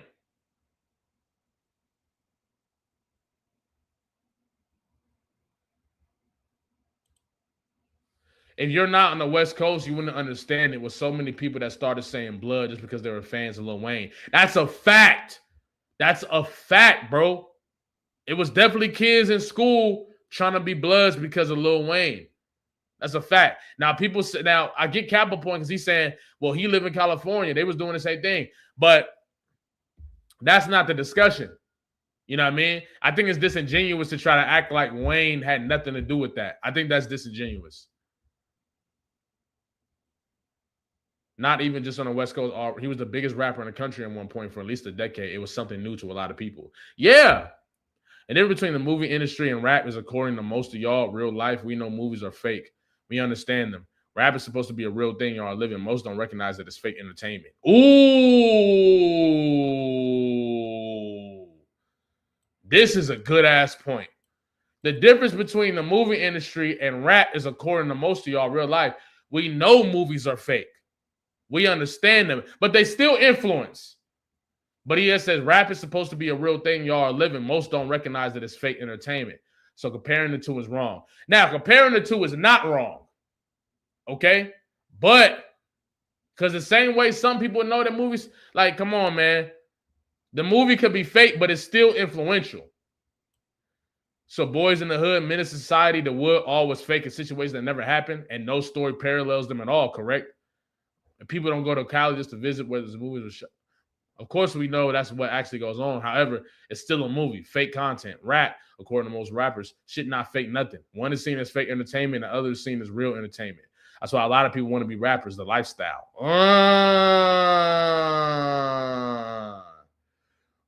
It's a lot of good points being made. It's a lot of good points being made. That's really all I got to say. It's a lot of good points being made. Nobody's 100% wrong in these arguments. I'm not mad at what LaRussell said at all, because that's not a bad observation to come to. That's not a bad observation. But I do think,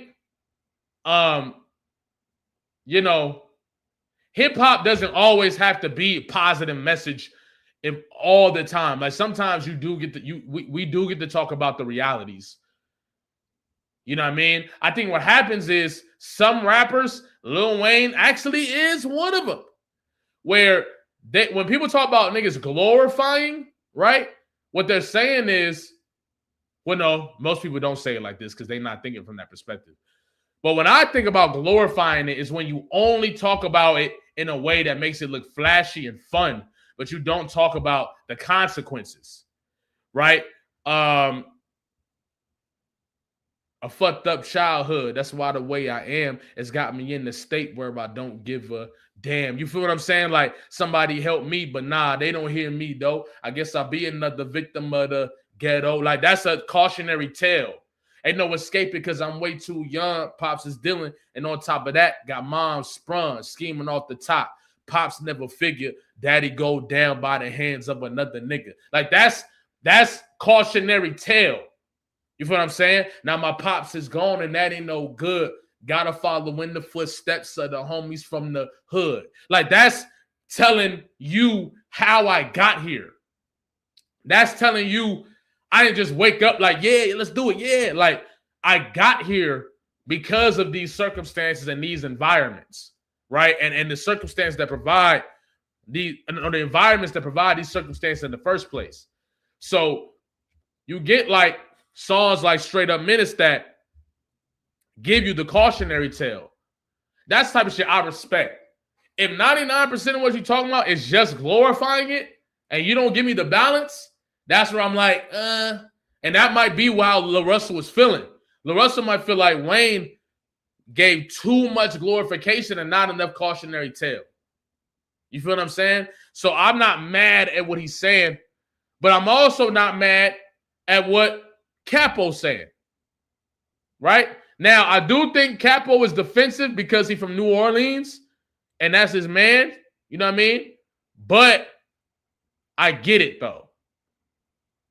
You know what I mean? I get it, though. Like, this right here is just... I get what he's saying, like, how is Wayne influencing something that's going on more and all that? But it's still, like, dismissive of the real point. But I also... This is the part I can't get with. This is art for creativity and expression purposes only. Not some tool we got to use to be conscious, change the world, be politicians. That's what I don't get with. I don't get with that part. That part is like, no. It's not just... It can be that, but it's not just that. That's like... If you know the origins of hip-hop and you know what this is about, then you understand that. You feel what I'm saying? So that's the part I can't get with. But there's parts I do agree with this. And I feel like everybody feels like if somebody don't say something that fully aligned with exactly what you believe, then you can't agree with any of it. I'm not one of them people. I can see the bigger conversation and what somebody's trying to say. You know what I mean? That's what people use to try to destroy people and do smear campaigns and all that without putting the actual context together. You know what I mean? And then some people know what they're doing. I feel like from this perspective, anybody can take what Capo's saying and just be like, oh, you just a nigga from New Orleans, that's whatever, boom, boom. But in reality, he giving you a full fleshed out perspective, and some of it I agree with, some of it I don't. And that's okay. You feel what I'm saying? So, that's my whole thing. That's how I feel about it. You feel me? So, yeah, that's how I feel. We can move on from that. Now, let's get this last thing out the way and talk about this goddamn, I ain't gonna lie, man. And this is the J. Cole shit. It starts right here, okay? The clip of the Culture United started going viral. You like La Russell as a rapper? La Russell, I ain't gonna lie, I've been playing La Russell for a long time. I don't like all his songs, but he got so many songs, you're gonna have stuff you like. I got more respect for how he created his lane, but he definitely got some fire that I be playing. Like Welp, that's one of my main joints. Welp is one of my main joints. So, yeah, but look, this is where the Culture United clip went viral and everybody started talking about it.